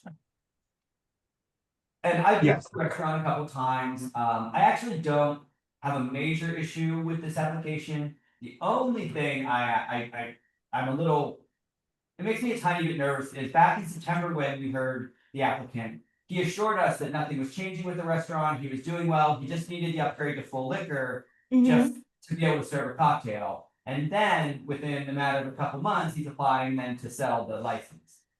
Yeah, so my understanding of what happened is that he is opening a different restaurant in the West Village. And I guess it just got a little too much for him to manage both places. So when we discuss how the changes were going with like the alcohol and the menu, because most of it coming from the ideas of me and Tim, we decided that he decided to sell the business to us instead. That way it would be our business with our ideas, because half of it was our ideas already. So yeah, that's what happened. Okay. And I'm not saying this is what you're doing, but oftentimes we've seen people come in telling us they're not making any changes, and then within a few months, they use the upgraded liquor license to sell it for more money, but I know that's not you, that was the original owner, so that's just what makes me a little nervous when I hear someone tell me one thing, and then a couple months later, I see it's an application for something different. Yeah. And yeah. It's that little space right there. Right by the garden. That one. Okay, normally I would be a little bit, I might not be as willing to upgrade. But I know this block pretty well, and It's very restaurant heavy. it's restaurant heavy, but it's also, and I probably will kick myself for saying this, it's not necessarily out of control. No. It's not, and I don't think extending the hours from midnight during the week to 1 is gonna make, I don't think, when we speak, generally what we've been speaking about, is it increasing the impact or causing a negative impact on the community? I don't think in this location it is, and as I said, if you have been the manager for the past year, and a few months, I've been in your restaurant a couple times, even and before that. And hopefully you're not making any major changes, but it's not, I don't anticipate if you're running it the same way as you have been, that it will be a problem. Yeah, we don't plan to change the way we are running it. It's still going to be a sit-down restaurant. We require everybody to be sitting down. It's a lot easier to control people, volumes of speaking and all that when they're sitting down at the table. We don't allow standing, and that's not going to change. Yeah, and it's a small space too. You don't, you're limited by space of just how many people you can actually put in there. Correct. Yeah, I think the only 4 AM license on that block is Donnybrook. Probably, yeah. And, you know, so. But yeah, it's so- still gonna have 6. Did I- Alright.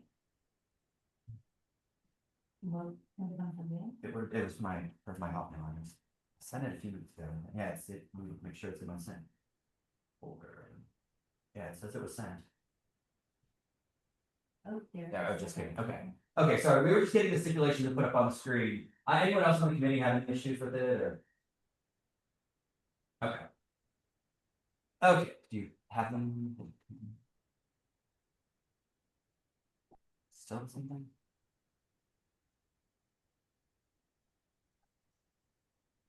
With that, No, this is Adam. oh, that's still the item. Yeah. Okay. We got it. Okay, now we got it up, so Okay. we're gonna put the stipulations up and read through those for you.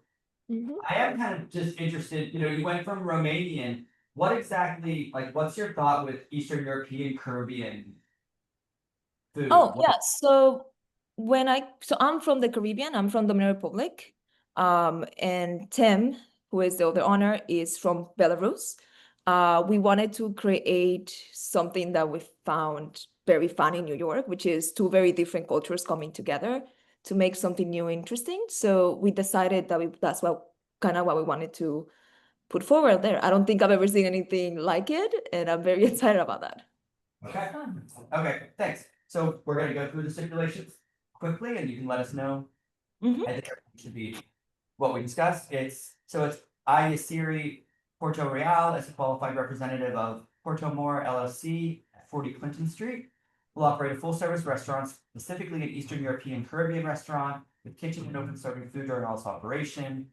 The hours of operation will be all days, 11 AM to 1 AM. You will close all outdoor space, including anything under the open dining program and any other outdoor spaces by 10 PM and will not have any speakers or TV monitors outside. You're not having a doorman. I don't think you need soundproofing. You will have a closed fixed facade with open doors and windows, except your entrance door, which will close by 10. You will not have DJs, live music, third-party promoted events, any event which a cover fee is charged or scheduled performances. Ambient recorded background music only, will not apply for an alteration without coming to CB3. Will not participate in pub crawls or party buses. No unlimited drink specials, including boozy brunches. You will have a happy hour that ends by 7. Will not have wait lines, staff person to ensure no loitering noise or crowds. We'll post a stipulation, residents may contact the owner manager at the number below. It's Yasiri Porto Real at 646-977-3127. Correct, sir. Nothing for the blank. I will not see. They already have a full liquor. Oh, that makes Yeah, they're all sense. full liquor, yeah. Okay, so then we're gonna go ahead and move to a committee vote. Steven? Yes. Daniel? Yes. Clint, yes. Megan? Yes. Okay, so the motion passes. Michael will be sending the steps out to you tomorrow with instructions getting them back to us. Okay, could I make a request? Sure. To hear number 13. Number 13 is an upgrade that would qualify or will qualify as an administrative approval in the future. Yeah, well, technically that one actually is a little more difficult because we can take that next. Is that one yours? That's yours too, Michael. So we'll take that one next, but that one actually probably would not because they have live music and performances. Okay, Theater. So that probably wouldn't qualify for the administrative approval. I got you. The administrative specifies food-based businesses, so that would be the catch for that. But we'll take that one next for you. Alrighty, I appreciate it. And I also think that one, this one should be a fairly simple one as well. Okay, so that motion passes, everything's good. We'll be setting up stipulations. We're gonna now move on to number 13, which is the Wild Project. We'll just leave you on, Michael, and then is the applicant here? Please raise your Zoom hand. Be Anna Marie. Why are you getting confused?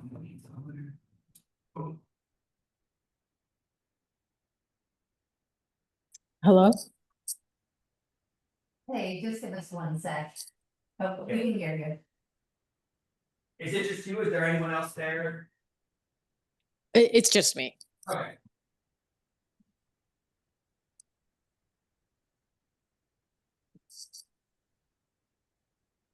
You have glasses, put glasses up. Oh, What number is this class? 13. Gotcha.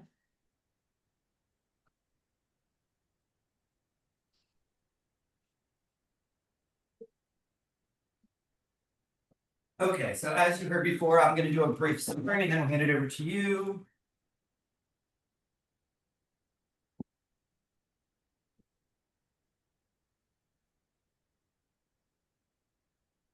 Okay, so this is the Wild Project Productions Incorporated, doing business as the Wild Project is seeking a class change from a wine and beer license to a full on-premises liquor license.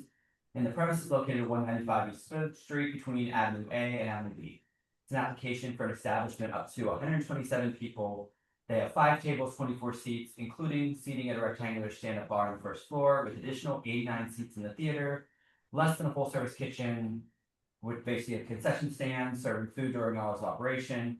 They do have live music, they have scheduled theater performances, no TV, small speakers playing music and background volume.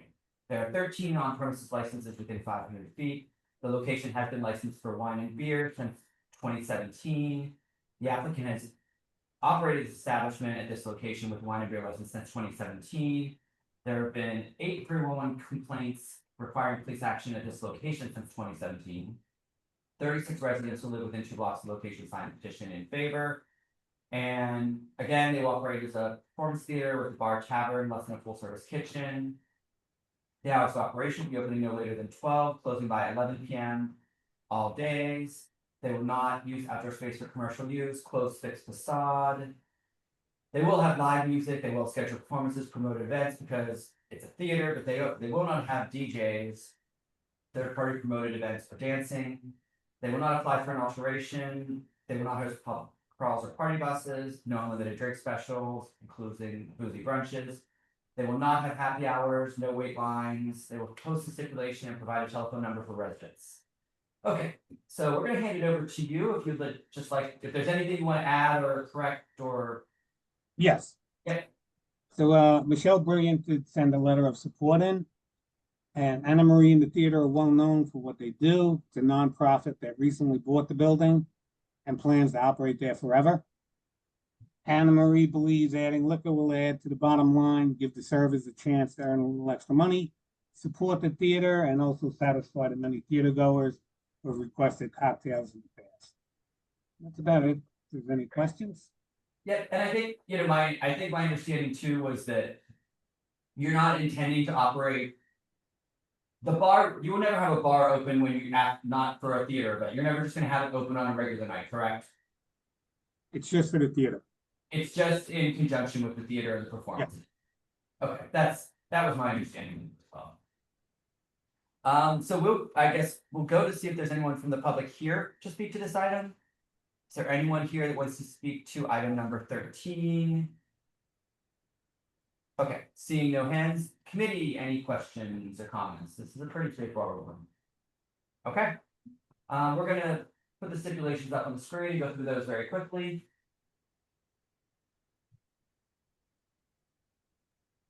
Again, this is just, adding a full license to something that's already been operating as a theater, an asset to the community. Oh, they not okay. Sorry.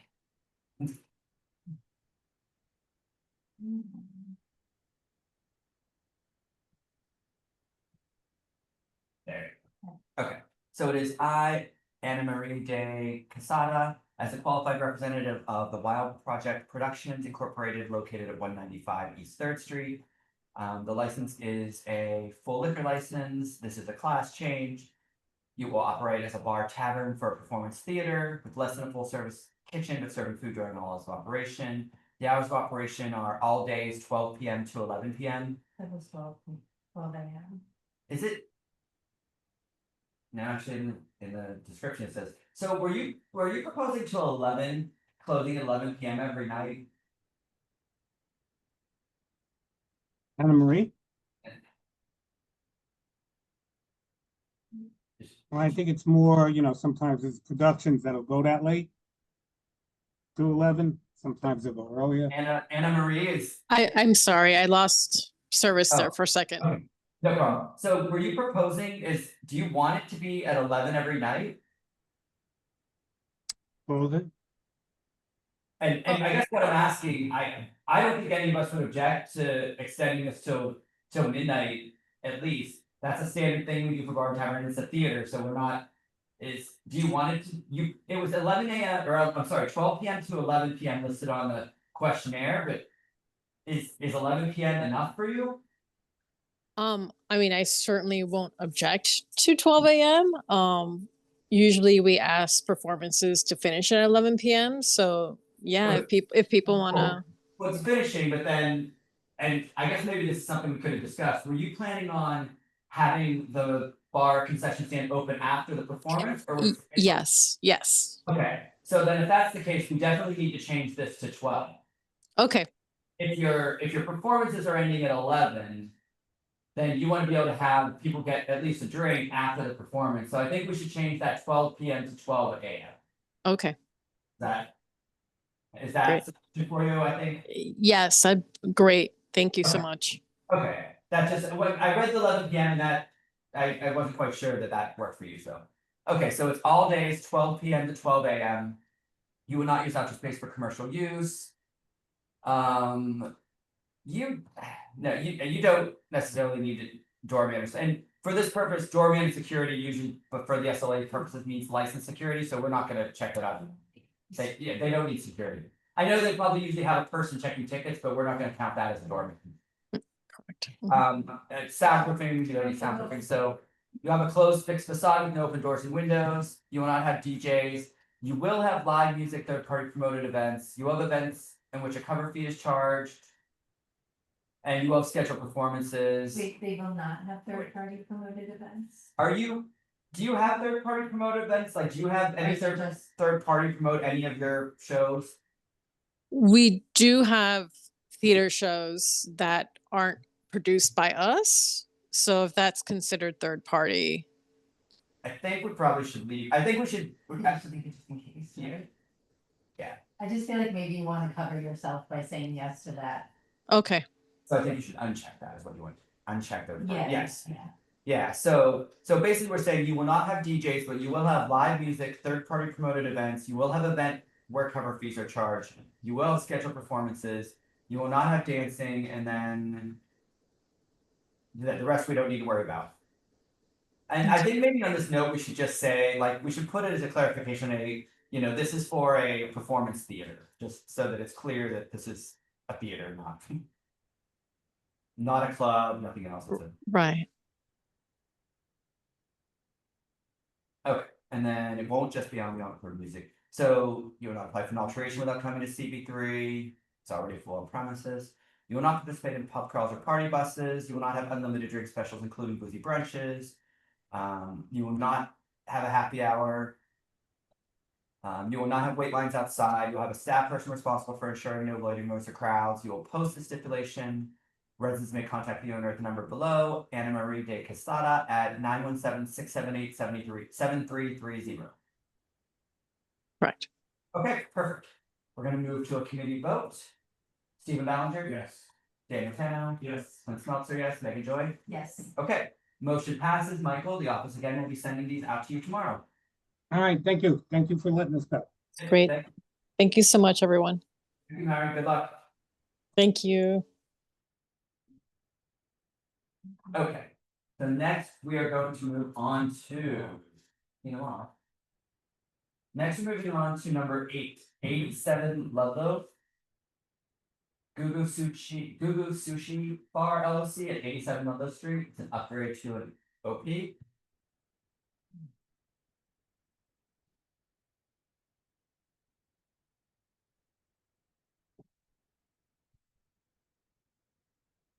Okay, looks like we. He's the applicant.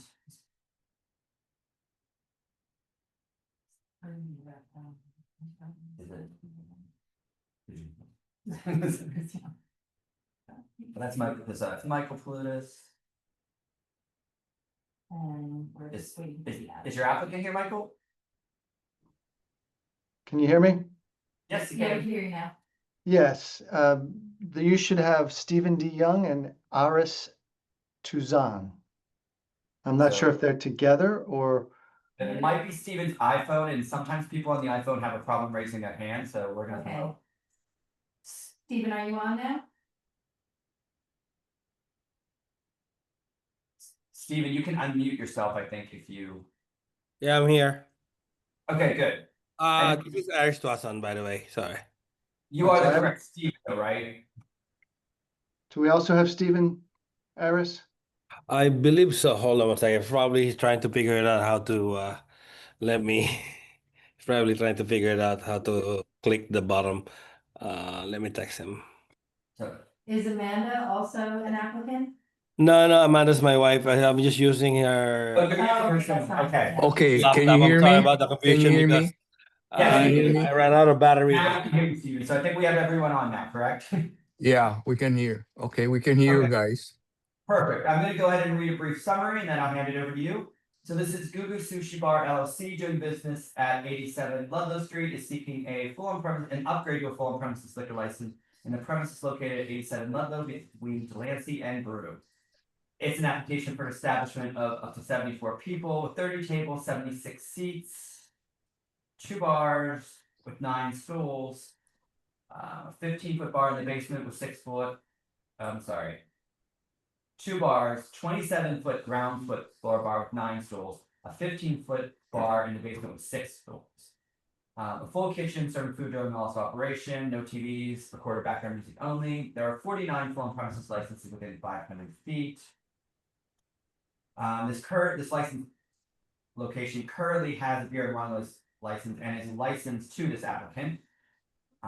There have been 131 complaints at this location with police action, so it's really negligible for that. We didn't receive any support or opposition to this application. 29 residents who live within 2 blocks of the location signed a petition in favor. And they are proposing to operate a full service restaurant with hours of operation opening no later than 5 p.m., closing by 11 Tuesday through Thursday, and closing by 12 a.m. Friday and Saturday. And then opening at 5 p.m. closing by 10 p.m. on Sunday. They will not use outdoor space for commercial use, a closed fixed facade, on back burner for music only. They will not apply for an alteration without coming to CB3, will not host pub crawls or party buses, no unlimited drink specials, including boozy brunches, may have a happy hour till 7, will post the stipulations, will ensure there are no wait lines, and will designate an employee for no loitering, noise, or crowds. Okay, if you'd like to go ahead and give us a brief summary or correct anything or revise something that I just said. Sure, thanks, Clint. So again, Stephen DeYoung is here. He's the principal owner. And Aris Tuzan is the general manager, day-to-day operator. He's there on premises almost every day. I just want to note that before this license, he held a beer and wine license. There was a gap, but Left Field had a full OP at this location prior to this applicant taking over. Concept is not changing. It will remain a food-focused, full-service restaurant. It's actually fine dining on the ground floor. Go ahead. Oh, no, go ahead. Whatever you finish. There's a small lounge, there's a small sort of lounge area in the cellar. Although I'll say that a full seated menu is served in the cellar as well. And so it is really a restaurant throughout. A correction on the capacity, and I understand that my questionnaire was incorrect, Clint, but the maximum occupancy is 74 persons. And it's actually 22 tables with 51 seats, 7 stools upstairs, 8 stools downstairs, for a total of 66 seats in the house. All right, That's what I was gonna ask you about. That reminded me, because when I was reading it off and I said capacity of 74, but it's wrong, and okay. So it's just it's 74 people and it's 22 tables and 60 seats, is that what you said? 51 seats at the tables. Okay, 22 tables. 22 tables and 51 seats. 51 seats. Yeah. 7 stools upstairs, 8 stools down. Okay, gotcha. Total of 66 seats in the house. 7 up, 8 down. Gotcha. Okay, that makes much more sense. Yes, apologies for that. No problem. Okay. So yeah, that's really it. I mean, it seems, I couldn't tell completely, but it seems like this might have qualified for an administrative approval based on what you said at the beginning of the meeting. Yes. But I do want to point out though that they actually, in speaking with them this morning, Clint, they are closed on Sundays. Okay. And so they close Sunday and Monday. So their hours of operation are Tuesday to Thursday from 5 p.m. to 5 p.m. to 11 p.m. Tuesday through Thursday. Yeah. And 5 p.m. to midnight Friday and Saturday, closed Sunday, Monday. Okay, so we're gonna say, so I'll just put closed Sunday and Monday, and I'll correct that. All right. Okay. Okay, yes, and I think you are correct from what we said earlier and what we're going to do moving forward. This also would have been another administrative approval because it was an upgrade from an already licensed location and it was beer, wine existing, so. And we're closing no later than midnight. And you're closed at midnight, no live music. It's No live music, no DJs, nope. Good job of trying. There's no outdoor space.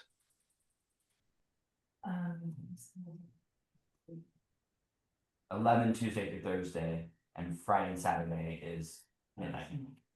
Yeah. So it's Tuesday through Thursday, 5 to 11, Friday and Saturday, 5 to 12, and close Sunday, Monday. Okay.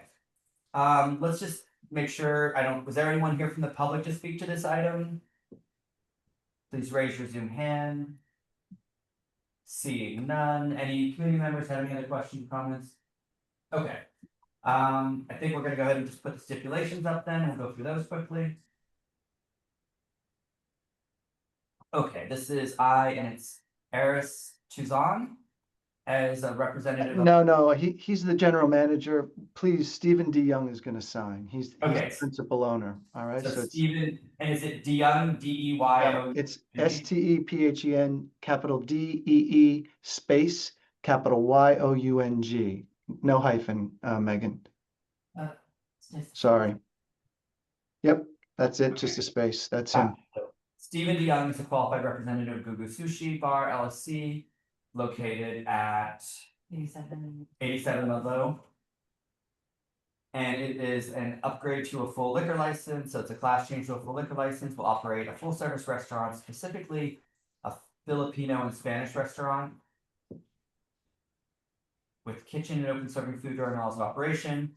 On that, Clint, Yep. they did ask. It's a restaurant, and they really, they seat at an hour before closing, and I'd like the stip to read that that the full service restaurant is serving, is really, the menus is open for orders up until an hour before closing. The SLA has started looking at this and issuing violations, actually. So, you know, if somebody comes in at 10:45 on a Tuesday, they're not going to be seated for dinner, right? They just won't. Right, because you don't have enough time. Because we don't have enough time to feed them, and it is a fine, like it's a restaurant, right? Yeah. It's not. So what are you're saying, Michael, that you would like it to read, or you think it should read? Hours With a kitchen open and serving food, until 1 hour prior to closing. Like kitchen open 1 hour until The 1 only hour prior problem- to. Well, but I think the only problem with that is, that means, to me, and we will confer with the SLA on this, but to me, that means you're not serving food after 1 hour. That means it basically turns into just a bar for that last hour. No, well, people are eating. No. People are still eating. People are still eating, Clint. You just can't take you can't take an order because if somebody orders 15 minutes before. Well, but you're still serving food during that last hour. You're Yeah, just not yes. taking orders. That's what I We mean. are serving food. The kitchen So is. that's- Serving food, which is what our. Yes. It's fine, Michael. It says kitchen is open and serving food, and which you are still doing. Yeah, you can't. It doesn't say, I mean, I don't think they're specific about when you could take an There's order. not been a problem. Yeah. 100% of our. Because I think, you know, it's just, you can't stop serving. If we said serving food up to 1 hour, to me, that reads like we're stopping serving food 1 hour before. It's okay. We've made enough of a record here, and it's on video, so it's okay. It is a video, and we will. It's fine. It's okay. We've done enough. It's okay. Yeah, but I will just, because I do believe you, Michael, that if the SLA is bringing up as an issue, we will follow up with them to make sure that. Yeah, that doesn't make any sense. What we're doing, what they're doing, what we're doing, because we want to be on the same page. So thank you for pointing that out. Sure. So you will not use outdoor space for commercial use, no doorman, no soundproofing. You have a closed fixed facade. You will not have DJs, live music, third party promoted events. Any of which covers, charge, scheduled performances or dancing. You will play on back burner for music only. Not apply for an alteration that come with CB3. Will not participate in pub crawls or party buses. Will not have unlimited drink specials. You will have a happy hour that went by 7 p.m. Will not have wait lines. Will have a staff person responsible for ensuring no loading noise or crowds. Will post a stipulation and residents may contact the owner at the number below. Now this is the manager, so this should be Eris Tuzon. That's right. Okay. Yes. And then the number is 212-729-0096. That's right. Okay. If everything was good, we're gonna move to a vote. I'm just check out. Thank you. Virtual. Okay, so we're gonna move to a vote. Stephen Ballinger? Yes. Gabe McCann? Yes. Meltzer, yes. Megan Joy? Yes. Okay. Motion passes. Michael will be sending out the stipulation to you tomorrow with instructions. Thank you all. Have a great evening. Thank you. All right, thank you. Thank you very much. Okay, we're moving on. We're moving on to number 9, which is U Plus Slices at 100 First Avenue.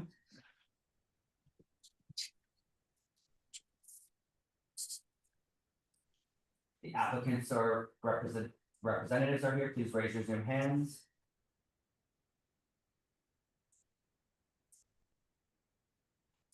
Do you guys do number 6?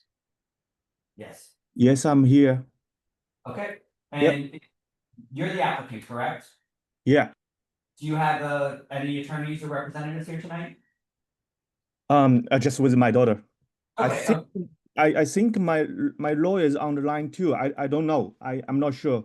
Oh, is it a phone number that ends in 651? My phone number. Your lawyer Stacy. Is your lawyer Stacy? Yes, Stacy. Yes. Okay. Yeah, we see her. We're getting her promoted right now. Yeah. Hello. Okay. Hello, how you doing? Hello, Yeah. Stacy. Okay, so I'm gonna give a brief summary here and then I'll hand it over to you. This is U Plus Slices Pizza Incorporated, doing business as Polly G's Slice Shop is seeking a beer wine license in the premises located at 100 First Avenue between 6th and 7th Street. It's an application for an establishment of 74 people, 3 tables, 16 seats, with 1 stand-up bar, serving pizza during all its operation. There are 20 people on premises licensed within 500 feet. This location was previously unlicensed. It was a Dunkin' Donuts. This applicant runs 4 pizza shops in China. There were no commercial complaints at everyone because this was obviously a Dunkin' Donuts. We received no support or opposition up to this point for this item. Did you submit any petition signatures for this? Yeah, there's the signatures. Hold on, just let me. There's petitions. They may be out of order, but they're petitions. Okay, hold on 1 second here. Okay, I do have, yep, hold on, I have them here. There's a couple of them, but they're out of order. Okay, so I'll do a quick count of those in a second. Yeah, I do have. Yeah, there's pages in between them. I don't know how that happened, but there are. 2, 3, 4. 5, 6, 7, 8, 9, 10. No.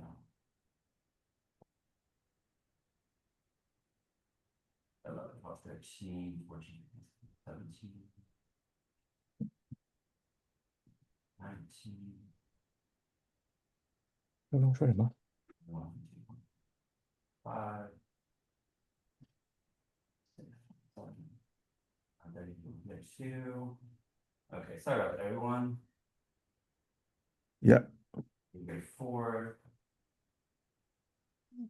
Okay, looks like there's 41 signatures, so we'll put 41 signatures in support.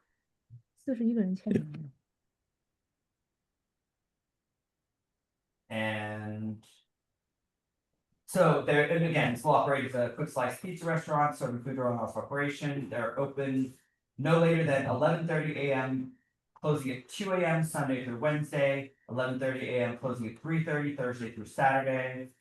They will not use outdoor space for commercial use. They will have a closed space facade, no open doors or windows.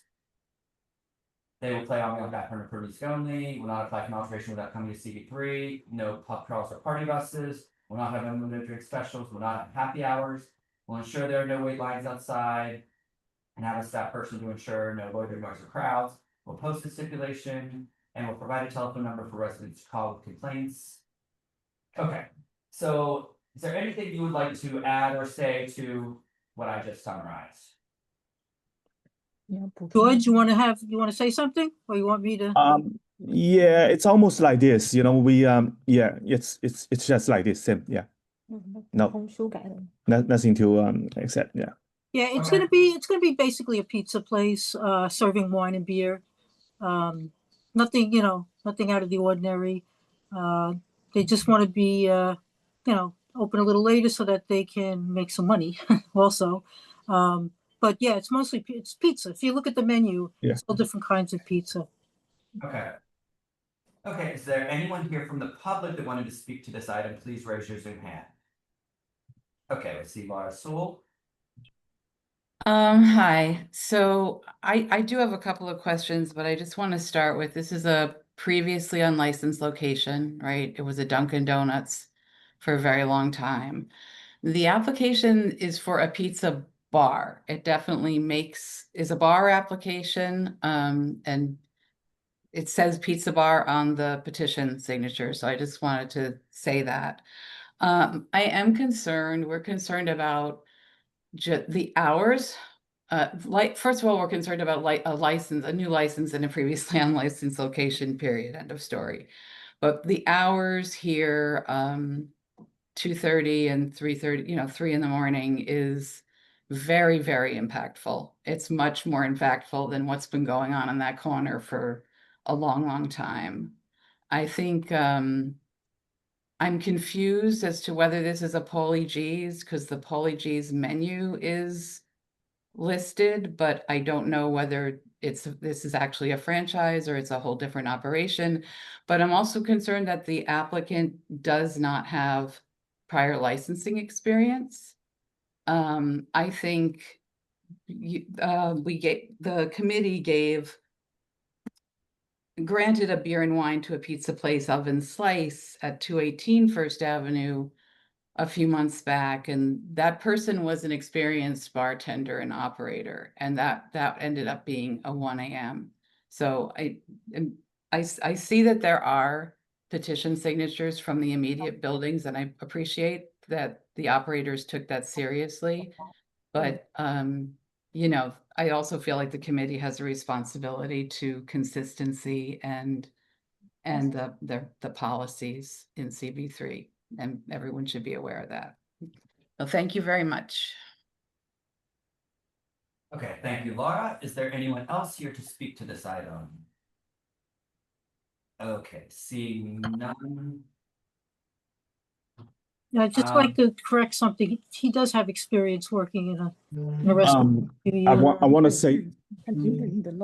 I want to say something about experience. My name is George. Yeah. Yeah, I have more than 20 years experience doing the restaurant, but in China. I'm running the pizza shop and in Shanghai, and like 6 or 7 different branch. And I'm also working Poly G at Brooklyn, and like 2 years, and learning how to make the pizza, the American pizza. So, and we are not just because we will sell as beer, because in the wine, and we try to sell more pizza, and pizza is great, very good. I think yeah, in Brooklyn shop. And also I have something new idea for the pizza as well. So that is say for the experience. I have many experience. Yeah, thanks.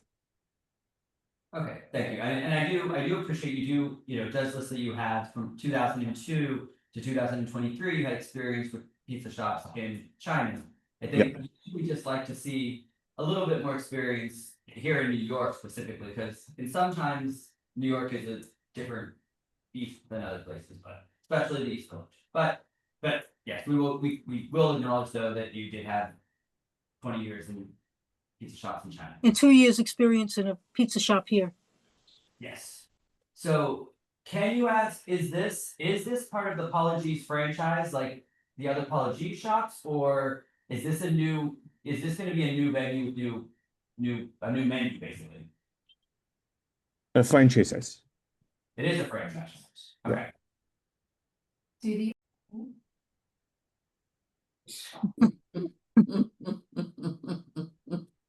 Musical chairs. So it looks like the one, it's just their hours tonight, but it looks like Brooklyn's closed at 2 a.m. yeah, like this. Where's that? That's Brooklyn. Yeah, Brooklyn. That one closes at 10 p.m. and 1 a.m. on the weekends. That's me and Paul. That's me and Paul. Yeah. So Apologies in Brooklyn is 10 during the week, 1 on the weekends. Yeah, 2-1. In Brooklyn they are closed at 1 o'clock, but they are different. We are our neighbor. Maybe they are here is more later hour, so that's why we try to open a little bit late. Yeah, go ahead, Susan.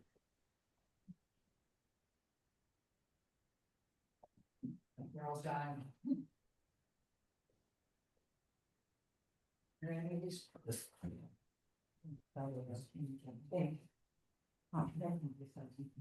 So I'm gonna go back to policy. I could see that if you're gonna make an exception. Go ahead. I could see that if you were going to make an exception, a policy First Avenue would be more likely than a side street. However, for a place that has never been licensed in an area that certainly does not need one more pizza place and does not need one more bar, it seems 3:30 is a really impactful time to add to that unlicensed space. I think we all agree with that. Her acrobat. Frozen. Can we promote somebody else to be the host for a minute? I'm sorry. You want to do? Just, Our I need to, computer's frozen and we Oh. can't do the stipulations. just needs to restart my So- computer. You want me to be able to promote people? Yeah, Yeah, if just you leave just, them- if you just yeah. be the host and promote it, because if she closes, there's no host. Well, I guess the main. Okay, I just reclaimed most. Okay. Okay. So she's gonna go and restart her computer. Okay, so I think where we were going with this, and I was gonna bring this up too. I'm not opposed necessarily to beer and wine. I mean, it's a pizza shop. It's a small shop. I'm not. The beer and wine isn't my main issue, but my main issue was going to be the hours. Well, we can negotiate. How about 2 o'clock, 2 a.m. every night? How about one? No, I mean, Dunkin' Donuts was closed at like, what? Probably, except maybe, I don't know, I don't remember they were closed early though. and like, yes, I agree, it's an avenue, but it's still a massive change. But in- it's an avenue, but that section is a lot quieter. It's right there across from, Village View, which is quiet.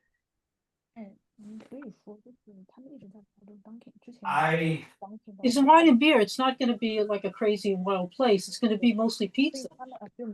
But it attracts, it's because this is a bar and restaurant heavy neighborhood, people who are out Who are- drinking, I'm then. gonna go there for a slice and a beer and wine after they're at a bar. Yeah, it's exactly the kind of place that makes noise because it's their done. Yes. And then they're going in for the pizza. We know our neighborhood.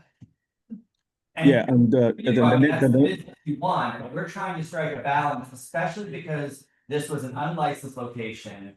It was a Dunkin' Donuts, so it wasn't anything that was any kind of impact. And with our guidance that we voted on, we're not looking at things that specifically about a license or the type, but we're looking at what kind of impact is that adding to the neighborhood. And we're trying our best not to increase the negative impact on the neighborhood or the residents, so. It is, a big part of it is on First Avenue, which is a main street. But directly across in Village View, you have 400 apartments facing this space. Okay, but he also got a lot of people that said it's okay. He got a lot of petitions. Look back Yeah. and forth like this is. Yeah, he did, and that's fine, and we're not saying no completely, I'm not comfortable with these hours, I haven't decided, and I haven't said specifically what hours, I'm definitely not comfortable with the hours as they're presented. So I definitely think, at least for me, we need to negotiate a little bit on the hours, Well, like I said, 2 a.m. I mean, it's a difference, 2 a.m. is still, 2 a.m. I think is still too late for me. I mean, Well- from my neighbor they are open until 5 o'clock in the morning. It's just one block. No one's open till 5 o'clock in the morning, that's not legal. Yeah, it's 4 not. o'clock. Okay, 4 o'clock. They are 4 o'clock. Yeah, for sure, 100%. International bar. Yeah, and the That other. is International Bar that has been there, I don't think we've had a complaint about International Bar for. They've been there a very long. They've been there for 20 years, or probably longer than 20 years. 30 years. Probably been there 30 years. So what And we're the- saying is we're not increasing impact. Because here's the thing, because International Bar has late hours. This place doesn't. If we just keep adding places with late hours, we're increasing the impact on the neighborhood, and that's what we're trying to avoid. Just figure out. So, yeah. Well, he said that he would give up the 3:30, even trying for that. But I think 2 a.m. is reasonable. Yeah. And he's got to make a living too. Well, then he might have needed to choose another location if he needs 3 a.m. or 2 a.m. to make it in this location.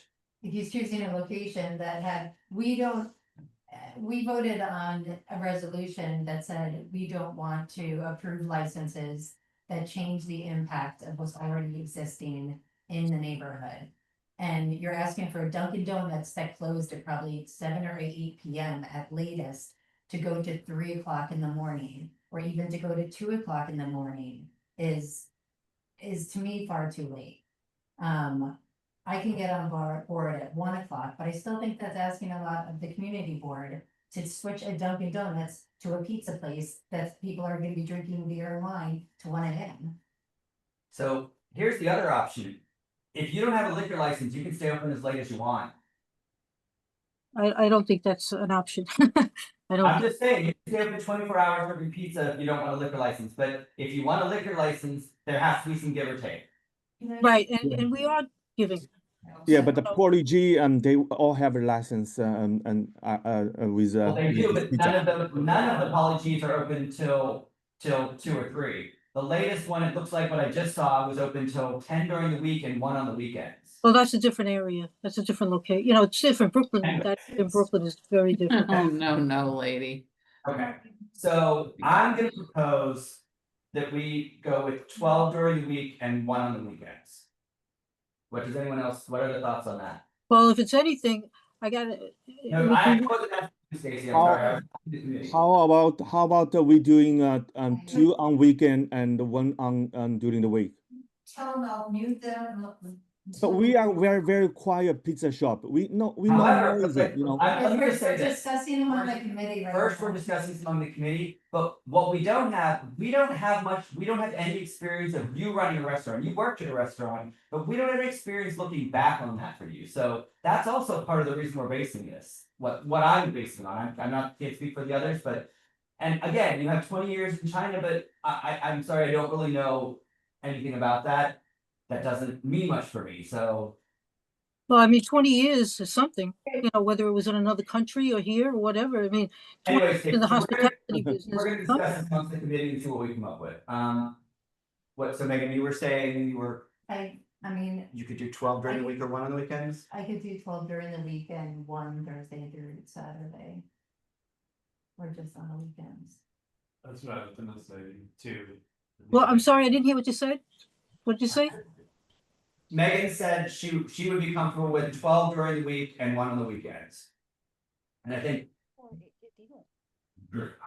I was gonna ask if the Poly G Slice Shop in Greenpoint had a beer and wine license at all. I mean, I was gonna say that I appreciate, I actually go to that one when I'm over there, and they do have an actual bar in the back, like that's, yeah, so they do have beer. And it's nice, and I think even at 11, I would go there and have a beer and wine, but yeah. So 12 on weekdays and 1 Thursday is great. I mean, it's good. So we can't do 1 during the week and 2 on the weekends? You know, just Friday and Saturday? no, On the weekend? I'm not willing to go to 2 period any nights of the week personally, so. Same. I just think, you know, and look, if we always say this, but after you've been operating for a while, I'm not saying you can't come back in 6 months or so and ask for an extension. You have to show us that you are operating, you're not a problem. We could consider at some point further down the road extending your hours, if whatever we vote on tonight, but. Personally, right now, I don't think I'm willing to go further than 12 during the week and 1 on the weekend. No, we can't do 12 during the week. No, that's crazy. Okay. We need we need 1 during the week and 2 Oh. on Friday and Saturday. I don't think that's unreasonable. I mean, as I said to the other applications before, every week I get tons and tons of bars and restaurants that are, you know, for sale or for lease in my inbox. There's plenty of places that are already licensed that have later licenses that you could take over. You picked an unlicensed location. Okay, so we want to just vote, now we'll just sign. So, stipulations. okay, so I would make a motion that the application as presented with the exception of the hours, and I would suggest, or not suggest, I would move that it would be closing at 12 during the week and 1 Thursday, Friday, Saturday. Is everyone in agreement with that? I'm okay with both and 1 Thursday, Friday, Saturday. Okay. Everyone else? Okay, so then it sounds like we're ready to move to a motion. Oh, do you want to make me host again? Yeah, okay. Susan? So, Okay. we're gonna. You say, Could we do 1 every day? Nope. but you No? say after 6 months, I can change it? No. I said definitely not after 6 months and possibly not after a year. You have to be operating long enough so that we see through several seasons and history that you are a good operator. So we have to, I thought it's whenever, you know, now it's like a year or 2? No, first of all, there is no timeline. There's no, we've It never, might be no. we've been very careful to never give a timeline. We will say it definitely can't be under a year. Administrative approval will require 2 full years. So, yeah, but there's no set timeline. It's just, you need to prove you're a good operator and it has to be over several seasons. Hang on. How about like this? Do in the weekend, we after 1 o'clock, we no alcohol. We just open. Like you say, we can open pizza shop 24 hours. Just don't. Yeah. Yeah. That's, And, so the problem is, and we've had situations like this in the SLA, it's very, very difficult to enforce that. No, we will follow the, if we say today, we will follow the Of course you law. will, of course you will, and I'm not doubting you, but it's just, that's it. I don't even know if the SLA truly agrees with that. That's fine. And they do, they'll agree to that, A time being open. they'll agree to that. Could we do 1 AM? But I think the point is, even if you close and you're open, you're still gonna get drunk people coming there after the bars to buy your pizza slices, which is increasing the impact on the surrounding neighborhood. That's what we're trying to avoid, so, No, I'm gonna say the SLA would never let them yes. at a meeting go back and forth like this. So we're gonna go ahead and put the stipulations up and read them. In the end, we're gonna vote on these stipulations. You can choose to sign them or not choose to sign them and then dispute it at the SLA full board if you so choose not to sign. Right. Yeah, okay, that's fair. So we're gonna go ahead and put the stipulations up and then we're gonna go through them. Okay. It is and I apologize, is it Guajiang? Yeah. As a qualified representative of U Plus Slices Pizza Incorporated located at 100 First Avenue. My license is a wine, beer, and cider. It's a new application. I will operate a full service restaurant, specifically a pizza quick slices restaurant with kitchen open serving food during all hours of operation. The hours of operation will be 11:30 a.m. to 12 a.m. Sunday through Wednesday, 11:30 a.m. to 1 a.m. Thursday through Saturday. Will not use outdoor space for commercial use. Will Dorman, it says you will install soundproofing. You have a closed fixed facade. You will not have DJs, live music, third-party promoted events, any event which public fee is charged, scheduled performances, or dancing. You will play all recorded background music only. You will not apply for an alteration to the method of operation without coming to CB3. You will not seek a change in class without coming and obtaining approval from CB3. Will not participate in pub crawls or party buses. Will not have unlimited drink specials. Will not have a happy hour. Will not have wait lines. Will have a staff person responsible for no loitering noise or crowds. We'll post a stipulation and residents may contact the manager or the number below, and it's Guajing Lin at 929-720-6616. Okay. We're gonna go ahead and move to a vote. Stephen Ballinger? Yes. Dan McKenna? Yes. Vince Smeltzer, yes. Megan Joy? Yes. Okay, motion passes, so the office will be sending these stipulations out to you. Again, Stacy, you know this drill, you have the option to sign or not to sign, and if you don't, then it becomes a denial of our full board and we move on to the SLA. Okay, thank you. Thank you. Okay, next we're moving on to number 10. George, I'll call you. Okay. Moving on to number 10, which is SKWR Stuffed Ice Cream at 139 First Avenue. 他说他跟我打电话，我们可以出来了啊。对了，他说听不到我们说话了，对吧？听得到。Okay, the applicant here for number 10, which is SKWR 139 First Avenue. 关掉了。Stuffed Ice Cream LLC.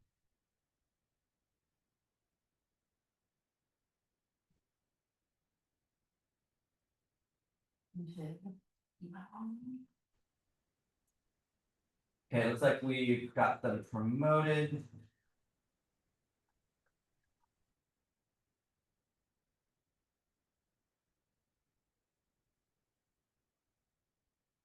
Okay, I see Jackie's iPhone. Jason, you're the applicants? Yes, I'm here. Okay, and do you have is your lawyer or representative here at all, or? No, it's just me and Jackie Lou. Okay, that's fine. So I'm gonna go ahead and read a summary and then I will hand it over to you. So this is Stuffed Ice Cream LLC doing business as SKWR. Is seeking a beer, wine, cider license for the premises located at 139 First Avenue between St. Mark's and 9th Street. It's an application for an establishment of 74 people with 5 tables, 16 seats. An L-shaped bar that is 11 feet, serving food during hours of operation. No TVs, background music. There are 55 on-premises licenses within 500 feet. This location has previously been an ice cream shop, and in future versions has not had a liquor license. The applicant has never been a license that has operated this business for, I forget how the years down. There were no commercial brew complaints at this location. We have not received until tonight. The earlier speaker that was here speaking on another item did say that that was from the 9th Street Block Association. They were opposed to this application or any of the other applications adding another liquor license, even beer and wine, to unlicensed locations on First Avenue, specifically near them. 35 residents who live within 2 blocks of the location did sign a petition in favor. They are proposing to operate as a cafe and restaurant serving food all hours, with the hours being opening no later than 4 p.m., closing by 12 a.m. Monday through Thursday, 4 p.m. closing by 3 a.m. Friday, 12 p.m. closing by 3 a.m. Saturday, and 12 p.m. closing by 12 a.m. on Sunday. Will not use outdoor space. Will close any front and rear facade doors and windows at 10. Will play audio on background for music only. Will not apply for any illustration of the kind of CB3. No pub crawls or party buses. No limited drink specials. Will not have happy hours. Okay, so we're going to hand it over to you and give you a chance to give us just a brief summary of what you're proposing.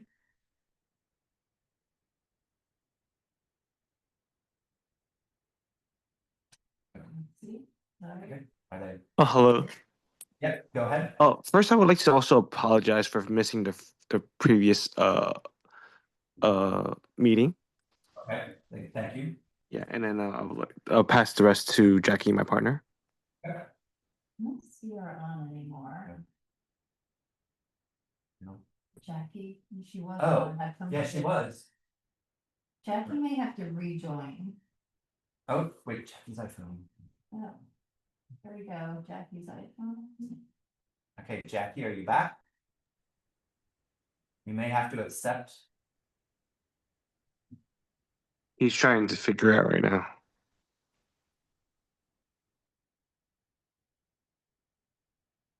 Okay, I think looks like he's unmuted. He's unmuting himself, but he may be able to speak.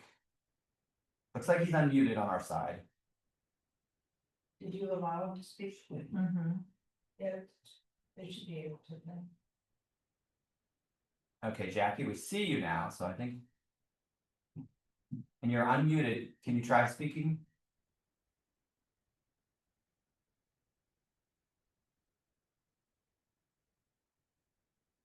Okay, if you are speaking, we're not able to hear you.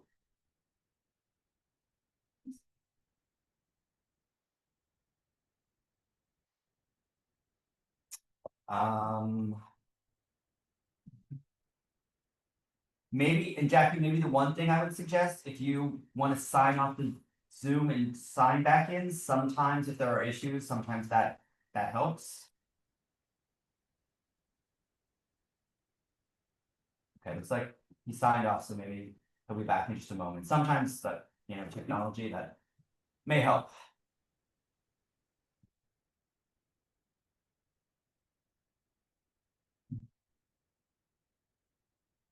Okay, can you try again?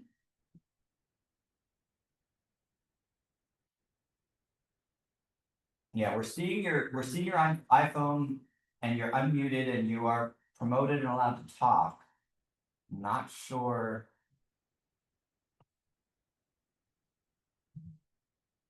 I'm not sure what else we can do from our, No, now that's- now it actually says Jackie's connecting to audio, so maybe we're getting there.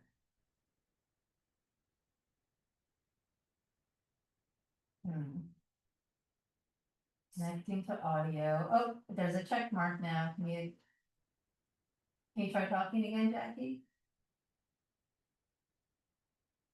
Let's do that. Yeah, I'm not sure. I don't think there's much else we can do if we're not able to. I guess it's just Apple telling him to just be quiet then. Okay. I'll just give a little brief.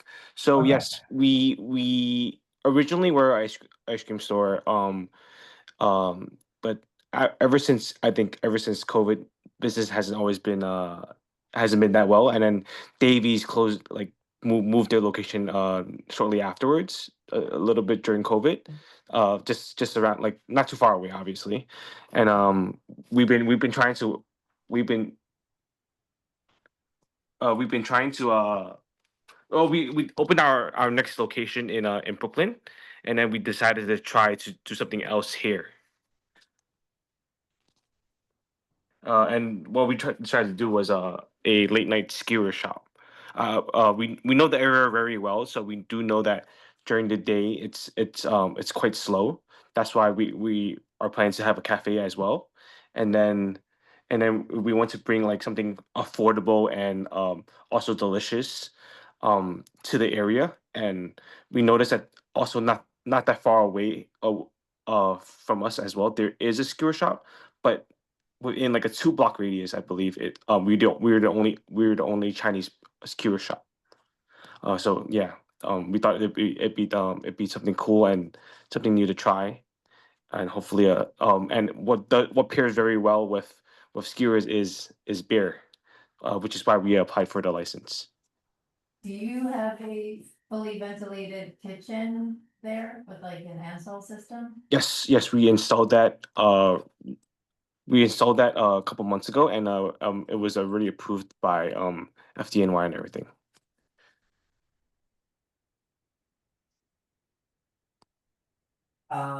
Okay, so I'm gonna kind of summarize and cut to the chase here a little bit. You just heard the applicant prior to you, the conversation we had with that applicant in regards to what we're trying to do. Yes. Across our community board is we're trying not to increase the impact. Mhm. And in a space that was been an ice cream shop, tried a couple things, but it's never been licensed. 3 AM, it just sounds scary to a lot of people, and including me. I just think that, and the other thing that I'd be concerned about, and this is not a criticism of you, this is more of my concern about it. You have, your skewers are $2.95, $3.95, which I think is great to have cheap. But what this is 100% setting up for is, as you said earlier, people will leave the bars, come here, have more, have some cheap food, which is sure, it's a benefit that they're putting some food in their stomach, but I could just see it because it is a small space, it's very long and narrow. I'm a little concerned that it could definitely become a problem space. Just simply because it could be popular for people grabbing some food after the bar, and then that becomes a problem. Is it possible to promote Jackie Lou again? Okay. I think he fixed the situation. I don't even see Jackie on the, Yeah, Jackie isn't even in the attendance list. unless, I mean, there's somebody with a 646 phone number. That's probably him. It ends in 651. Yes, Okay. 5651. Yeah, okay, we'll promote that number then. Thank you very much. And I think, okay, so Jackie, we promoted you, and it looks like you may be unmuted. Can you speak now? Hello? Yes, we can hear you. It's very Oh soft. my God, that was so stressful. Okay, we got you in now though. Awesome, thank you so much. Okay, was everything you wanted to add to a little bit, and I missed some of what was going on. Okay, so Jason gave us kind of a brief summary of what you're proposing, and then I started off with saying, I'm sure you heard the applicant that's before you, where it was a similar situation. It was an unlicensed location. It was a Dunkin' Donuts, never been licensed, that looks, that's great, that's nice affordable food, but staying open till 3 AM with that kind of food, it is gonna be for people to come after the bar, and that probably is your intent, but that could turn into a problem because it's a small space, there could be lines, there could be people waiting outside, there could be people congregating if they get some skewers and eat outside, and that I fear that could turn into a problem for the surrounding neighborhood. Right, I understand that. I mean, I guess we wouldn't serve drinks out, And we wouldn't allow there to be a line since our space is narrow and the storefront is pretty narrow as well. We could definitely like put up a sign, just not have people wander around. But we did want to stay late because we did want to provide like a, you know, like a cheap late night snack after people get a drink or two. Not really ideally promoting drinks at night, but you know, it does come hand in hand. But we did want like the beer and wine license just because like for like a snack for a mid-meal type of situation, beer does pair well with like the proteins. So here's my You other guys- concern, and I get it, you have a menu, you have this fleshed out as it is. I'm just a little concerned that, you know, you said you were doing ice cream, it wasn't working out, you're trying something else. Personally, I would maybe like to see you operate under this method of operation before you come in for a liquor license to see if this is gonna work, because again, if we, as we said earlier, if we give you a liquor license and the skewers doesn't work, or you know, try something else and it doesn't work, we now have a licensed location, which takes away a little bit of our control for what comes in next.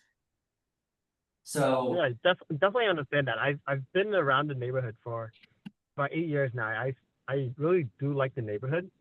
It's just that like dessert, it's so seasonal, and it's the reason why we opened a second store in Brooklyn was that's where I kind of grew up. It's a more residential neighborhood where it's like families, and for ice cream, it's easier to kind of implement cakes and like coffee and all that to be a neighborhood shop. Whereas in the city space, there was like a lot more tourism. But the neighborhood is still what it is with a lot of beer, bars and restaurants, which is like we still love the neighborhood, but that's where we see like a potential of, you know, just catering late night snack or munchies for that crowd. I guess the option I would give you is, as I said earlier to the applicant, you could stay open as late as you want. You could stay open till 4 AM if you want. Actually, if you're not serving alcohol, you could stay open 24 hours. So Right. if you wanted to forgo the alcohol, you could stay open as late as you want. Our concern is adding the alcohol, because that is, unfortunately, that is the one thing we can have a little bit of control over.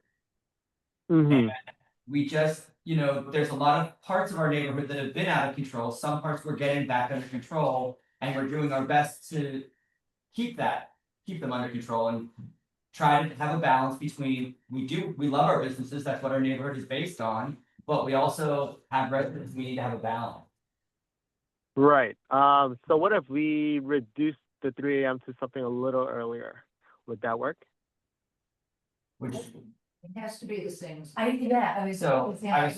I was just gonna say, because of what we just did with the last one, we have to be consistent, because if we're not consistent, that takes away any of our credibility, so I guess we can. Right, I understand that. Would you consider your 12 o'clock during the week, which you already have, and 1 o'clock on the weekends?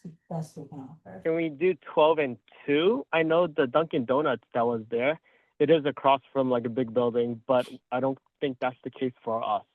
And our block itself, it's like the pizzerias are open till like 5. Like the block is open till pretty late. Yeah, but they don't have a liquor license, and if we keep adding late night things, we're bringing more crowds to that area, and there are still people who live above those businesses on First Avenue. Right. So, I personally, the other committee members can speak, but I feel that we can't, especially based on the conversation we just had with the previous applicant. I don't think we could, I know you are different in some ways, it was a different location, but I think for consistency, we can't do any more than the 12 during the week and 1 on the week for that, what we did for that. I just don't think it would be fair. All right. I mean, I can't argue with you guys. You guys know best, right? Okay. Yeah, we'll go with that. Thank you. So then we're gonna go ahead and put a stipulation up with 12 during the week and 1 on the weekend, and we'll go through the rest of the items on the stipulations one month. And again, you also have the right, these are the stipulations we're gonna vote on. You can choose not to sign them and then fight it up at the state level as well. If that's totally your choice, but these will be the stipulations that we'll vote. Okay. So I will go ahead and we'll put them up on the screen and I will read through them. It is I. Jason, can you look through the information? I don't have the Zoom up anymore because it wasn't working. Yeah, so I just called back I'm in. looking through it. Okay, well, you're, Alright, cool, and thank I'll read them for you as well, Jackie, so hopefully that'll help. So it's Jason. Okay, appreciate that. Let me correct, it's and it's Win, right? Is it Jason Win? No, that's correct. It is Win, okay. No. And just the 2 letters is correct. It's just, and is it, okay, I won't worry about pronouncing that, sorry. No, it's okay. Don't worry about it. Qualified representative of Stuffed Ice Cream LLC at 129 First Avenue. Could you please change the address to 139? Oh, is it 139? Yes. Thank you very much. Yes, sorry, you are correct. I actually did this prior stipulation, this draft, so that was my fault. This is located at 139 First Avenue. My license is a beer, wine, and cider. It's a new application. You will operate a full-service restaurant, specifically a cafe restaurant with, since they recorded music, I think, just take out the room. It's just a cafe restaurant with kitchen and open serving food during all its operation. The hours of operation will be 4 p.m. to 12 a.m. Monday through Thursday, 4 p.m. to 1 a.m. Friday, 12 p.m. to 1 a.m. Saturday, and 12 p.m. to 12 a.m. Sunday. Yep. Scroll over here. Yeah, just do that. No, I'll fix it before I do. Okay, 12 p.m. to 12 a.m. Oh, sorry. Can we do an happy hour till like 7 p.m.? You can, and we'll get to that. That's the stipulation a little bit further down, so we'll get to that. And then you will not use outdoor space for commercial use. Won't have a doorman, soundproofing. You will not seek a changing class to a full liquor license without coming to CB3. We will not participate in party crawls, party buses, or pub crawls. You will not have unlimited drink specials. And then this is the happy hour. So you do want to have a happy hour. And what time would your happy hour end? 7. Okay, so you will have a happy hour that ends by 7 p.m. You will not have wait lines. You will have a staff person responsible for ensuring no loitering, noise, or crowds. You will post a stipulation. Residents may contact the owner or manager at the number below, and it's Jackie Liu at 646-457-5651. Correct. Okay, we're gonna move to a committee vote. Stephen Ballinger? Yes. Dan Matano? Yes. Clint Smeltzer, yes. Megan Joy? Yes. Okay, so the motion passes. The office will be sending these stipulations out tomorrow. The email will include the instructions on signing, notarizing, returning, etc. Amazing. Thank you very much. Awesome. Okay. Thank you. Perfect. Thank you very Have a much. good night. Okay, one more. Good night. Good night, everyone. One more item, which is item number 12, Lana Cafe at 164 First Avenue. The applicants or their representatives are here. Please raise your Zoom hand.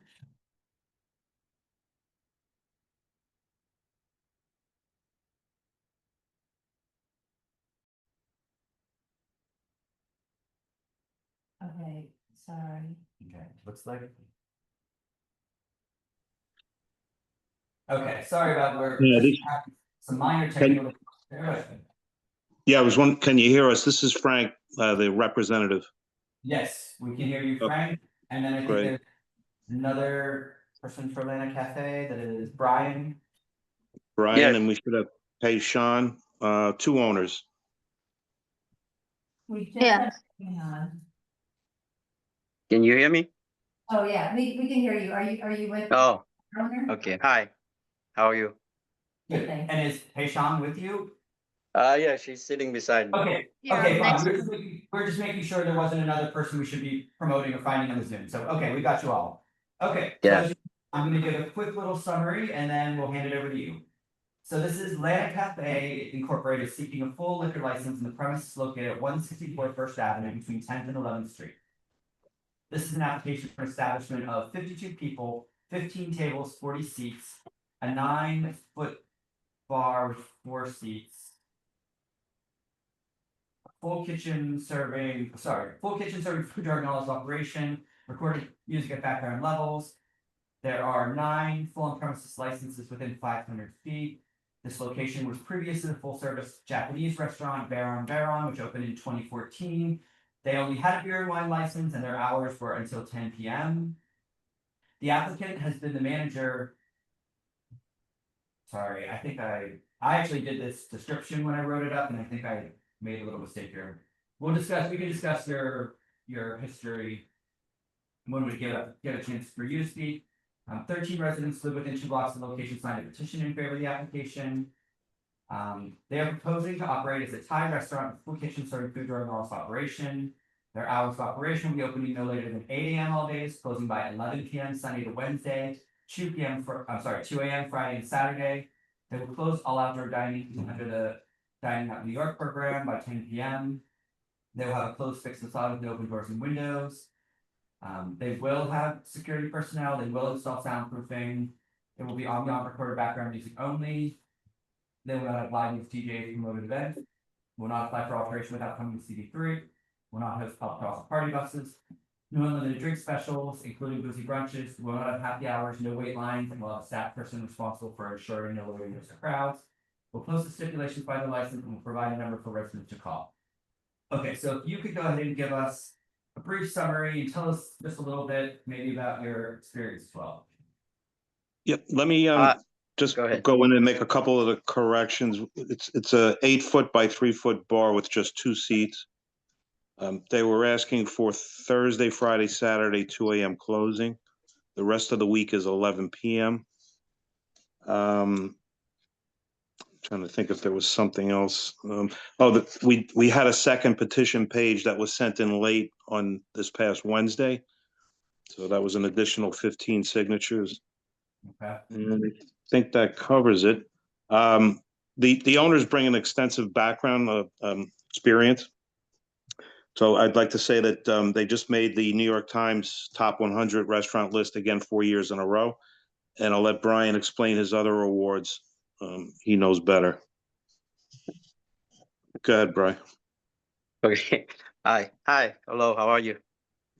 Hi. Yes, I have a lot of experience in the industry.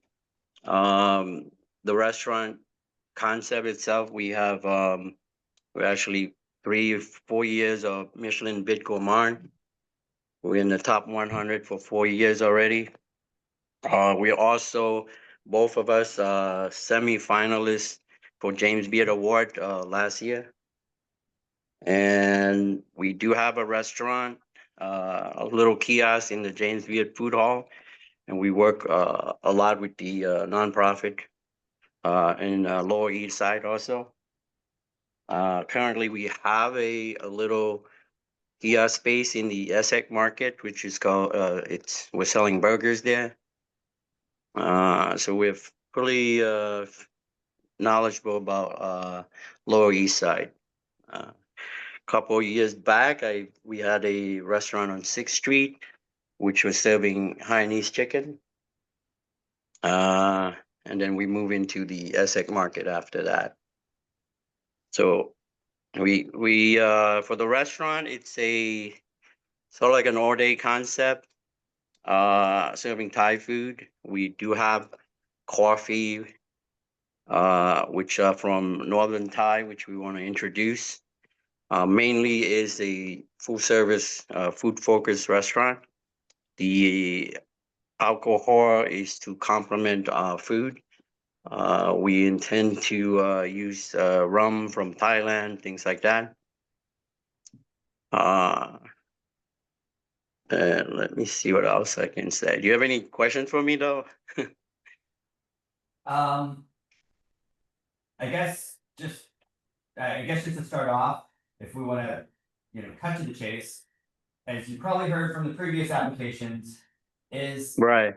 there any reason that you need that? Why are you asking for the 2 a.m. on Fridays and Saturdays? Well, first of all, the rent there is very high. Just to let you know. Second, we have a lot of chefs from other restaurants which like to visit one of our restaurants, which is in Queens or in Brooklyn. Sometimes they close a little earlier down there. It's harder for them to travel. And most of the chefs that I know or the people in the industry would like to eat our food all the time. They always ask if we open later. So when we decided to come into the East Village, we wanted a little space that's a little bit longer for other people to enjoy our food. When was Mononoke close? They close at 10. No, I Or- mean, when did the restaurant? When did the restaurant close? Like, it was like Which one? the previous restaurant closed, was it like 6 months ago? Roughly, yeah, speaking, yeah, Like about 6 six. is about when it closed. And their closing time was 10 PM? That's what I Yeah, found. I mean, we have restaurant in Queens. We No, close. I'm asking about the restaurant that was there previous to you. What? Oh, their- previous? Oh, okay. I believe so, 6 months. I believe within 6 months. It's okay, I'm talking to the committee. I didn't pull the license, I didn't double check it, but when I Googled it online, their advertised hours were till 10 PM. You sound like a really good operator. He does. I knew that Hold on, restaurant hold on. myself. I Sorry, attend. Excuse me, sorry, I'm speaking to the committee right now. Okay, just hold that thought. Oh, is there anything left even? Just in case. Laura might want to speak to city. Yeah. My concern is again, the hours going from 10 PM to, like, actually, the other hours he has all the other days of the Yeah. week seem very reasonable. It's Yeah. just the 2 AM on weekends that seems a little bit like a big jump to me, from a 10 PM closing restaurant to a 2 AM closing restaurant. And I would just add to what you're saying, this is a legitimate, he has a full menu, a legitimate Yeah. restaurant, Like, I would even be okay with one. I was just gonna say that, I would be, just to be consistent with what we've just done. Would you be willing to go with 12, your hours are during the week 12, would you be willing to go with 1 on the weekends? That's fine. Okay, that just speeds it up a whole lot, so. Do you But want- we do have, I think, is there someone here anyone here from the public who wants to speak? I see we still have a few people here. Raise your hand. To come to our meetings. Okay, I guess, I mean, I see a few people, but if no one's interested in speaking, they may just be listening. Okay, that's great. Yeah. So, okay, so given that just resolved pretty much our major issue, let me just glance through, I think that was really the only point that I was going to have to bring up. Yeah, I think with everything else, I mean, unless committee members, anyone else had anything they wanted to question? Okay, so you don't necessarily need to, is there any last point you wanna make before we go through the stipulations? Let me see. Okay, so you don't have to, I was just clarifying, so we're gonna go through it, if something comes up while you think of it, you can also let us know, but we're gonna go through the stipulations and you can feel free to. If there's something that wasn't what we discussed. So it is and so the person we have at the top is the person basically that will be signing, so this is Pei Shan Wei. As a qualified representative of Lana Cafe at 164 First Avenue. We'll operate. Yes. Yep, okay, so we'll leave that as you, and then it'll be a full liquor license, we'll operate a full service Thai restaurant. With kitchen and open serving food during hours of operation. The hours of operation will be, and I do want to point out one thing. The way we phrase it on our stipulations is opening no later than, so when you say. Opening no later than 8 AM, that means you have to be open at 8 AM every day. Are you planning on really being open at 8 AM every day?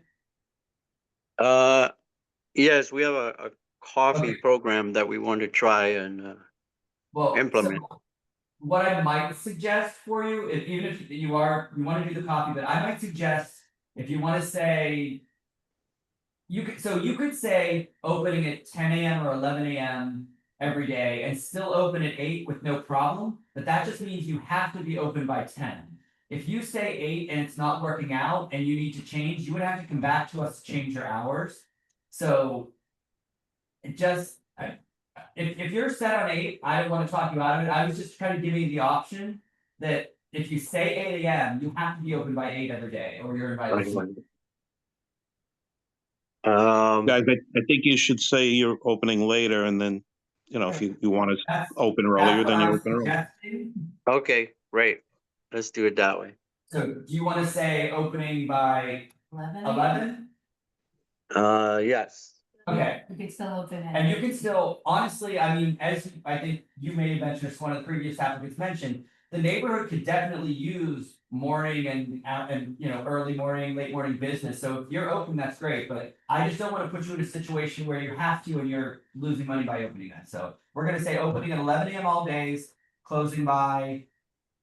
And did you had 11 PM Sunday through Wednesday and then 1 AM Thursday through Saturday? Was 11 what you were asking for, or was it 12? It was 11 p.m. Yeah. You're asking for 11, okay. So. Yeah, I just making sure we had the hours correct for what we discussed, and then you will close all outdoor dining under the Dining Out New York program and any other outdoor uses by 10 PM all days. No doorman, no security, you will install soundproofing. You will have a closed fixed facade. You will not have DJs, live music, third-party promoted events, any event which a cover fee is charged or scheduled performances. You will play ambient background recorded music only, will not apply for an alteration without coming to CB3, will not seek a changing class to a full on-premises license, will not participate in crawls or party buses, will not have unlimited drink specials, will not have you don't want a happy hour, right? No happy hour. Okay, that's fine.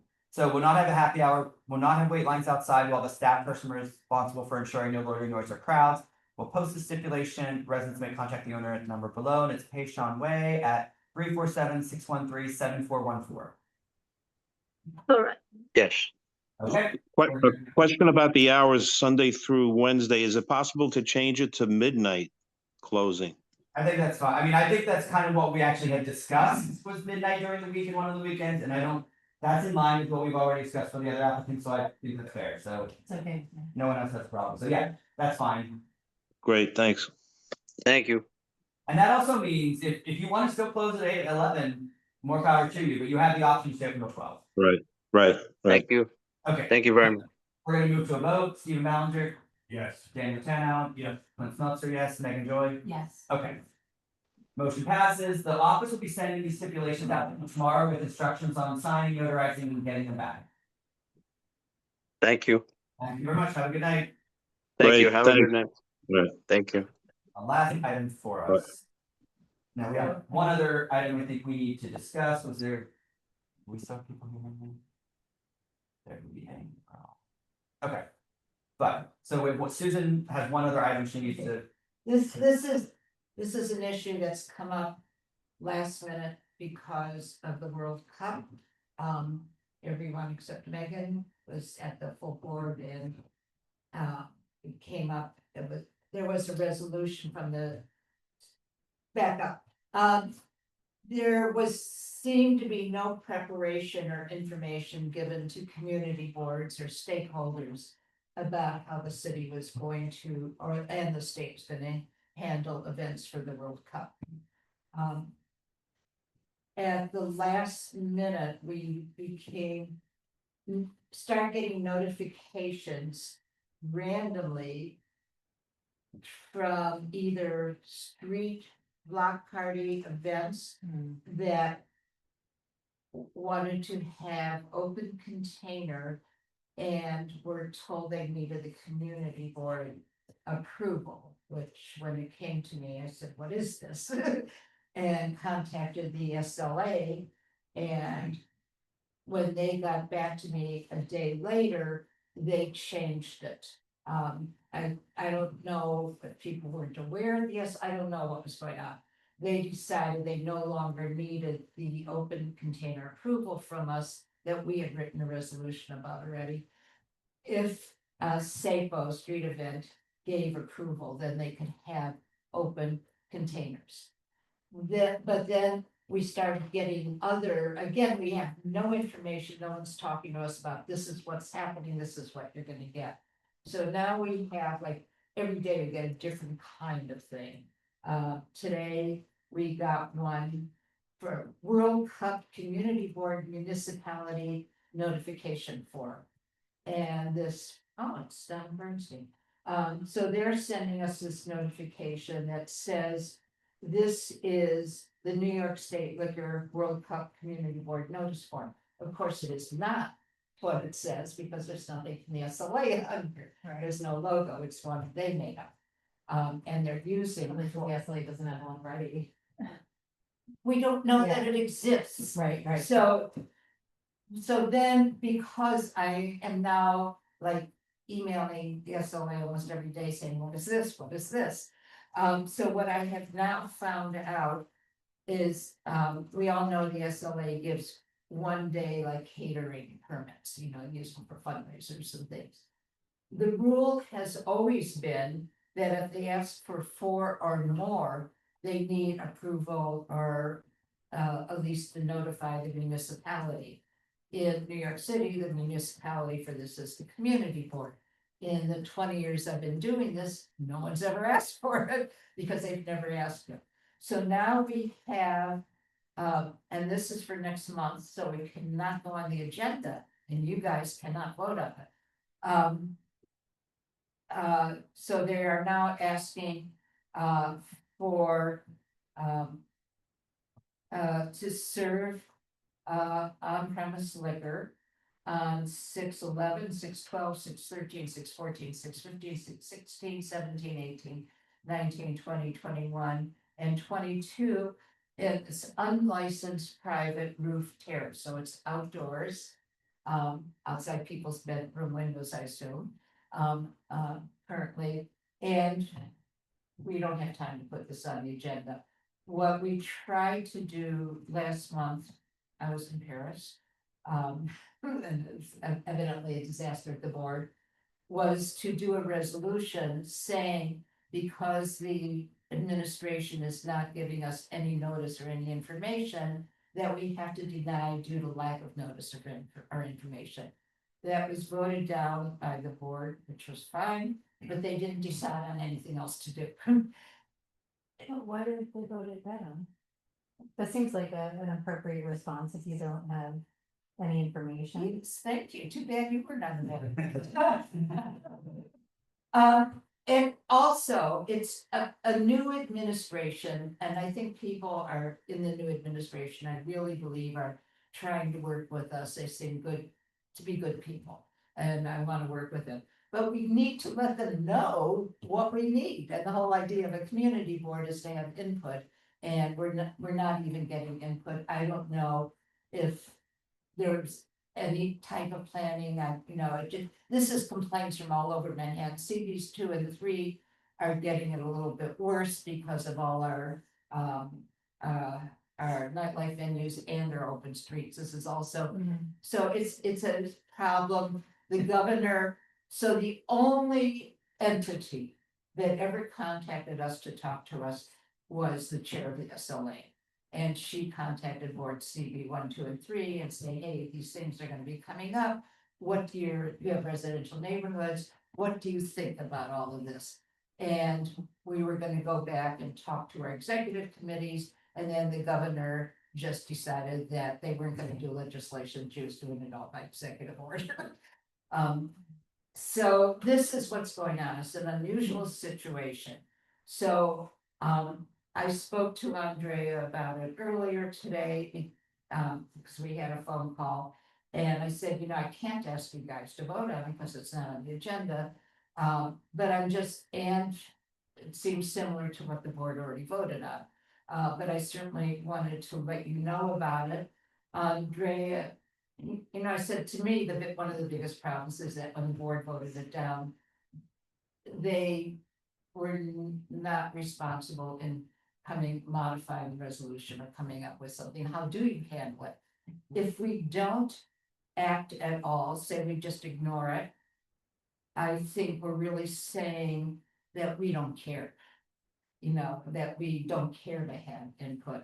Andrea's suggestion that she thought was that it should be denied due to lack of time to put it on the agenda. Which doesn't mean that anyone's gonna deny anything, but we're making a statement too. But can we That's vote essentially on it? what we said. No, you guys cannot vote. It would have to be done administratively. But that's also essentially what we said last month, and that was what was the problem. The problem, so you weren't at the meeting, but I can just clarify a little bit about.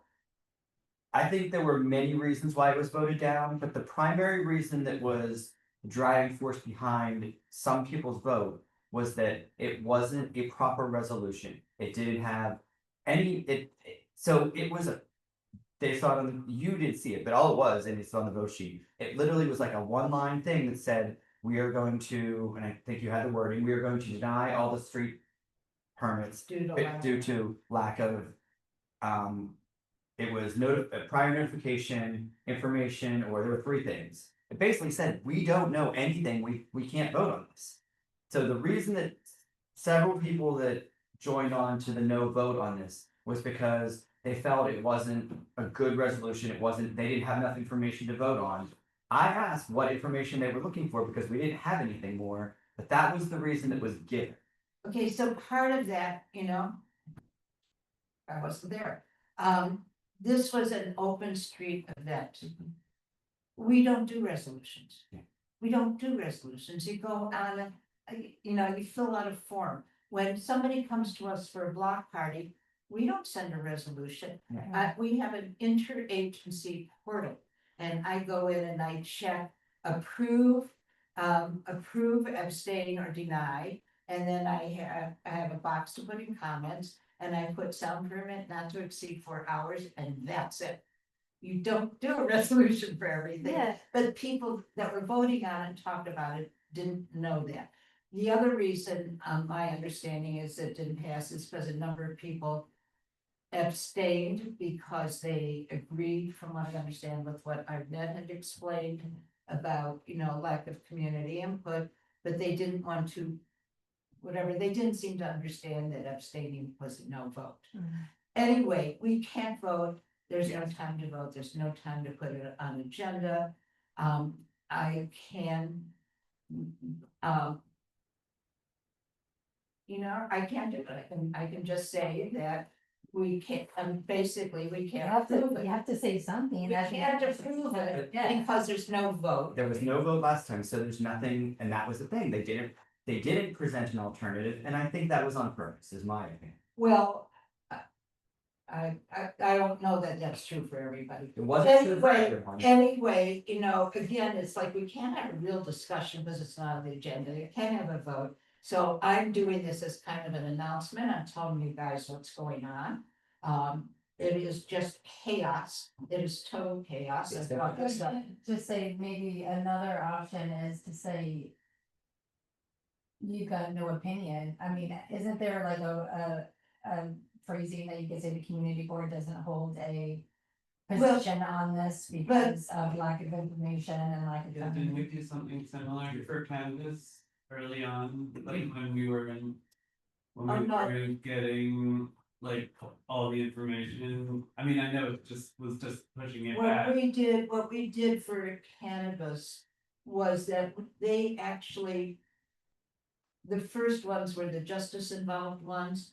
And they were like telling us to vote, but telling us they had to be approved. They were pre-approved. So that was different because they were pre-approving them. They still gave us time to give comments, and we still put them on the agenda, and we still met with people and said, we want you to close at this hour and this, but they were already approved. So that was a very different, we can't ignore it. We can say, we can't, the wording might be different, but we, I think need to say we don't have time to comment. And I think we should say that this is very impactful and we would like to comment, but we don't have time. Yeah, I think that's fair. It's a mess. And I'm gonna say. Yeah, I mean, this is just an. I actually got comments from elected official reps, another thing about how bad the meeting was. And frankly, as a barometer, it annoys me because now all these unlicensed spaces Well, can draw crowds. wait, whereas, like, let's rephrase that. Didn't the SLA say, didn't you get clarification that they would not be issuing them for any place that is not currently licensed? That's what I, Didn't- my impression. It is, but this is a licensed business. Okay, but I think you were saying, I mean, unlicensed. I thought It's it was its own like spaces. Well, so it's all, but that's different because you have the unlicensed city spaces that are now, so that's not true, a business without a license, but they're saying open container is okay if Sapporo okays it.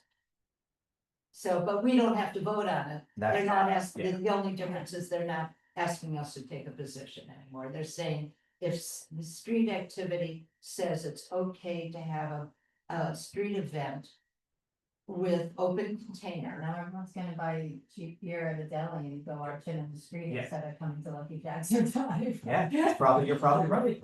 Okay, so it's a mess. You know, the board has to, you know, our job in representing the community is to give direction, and we basically can't, and then, so that, Yeah, it is what it is. Yeah, I think that is what it is. It is what it It is what it is, and it was. is. it But was I planned think that we way. didn't do, I think we didn't do our job. Well, I don't think we did, but I think some people did exactly what they intended on doing. I'm sure you're right. So, Anyway, Okay. so that's that. We ready to wrap it up? yes, we are. So I think that was the last item, and we covered all items, so we are going to vote to adjourn. Steve Mel? Yes. Dana Hannah? Yes. That's not so yes, Megan Joy? Yes. Okay. Thank you, everyone. Have a good night. Meeting.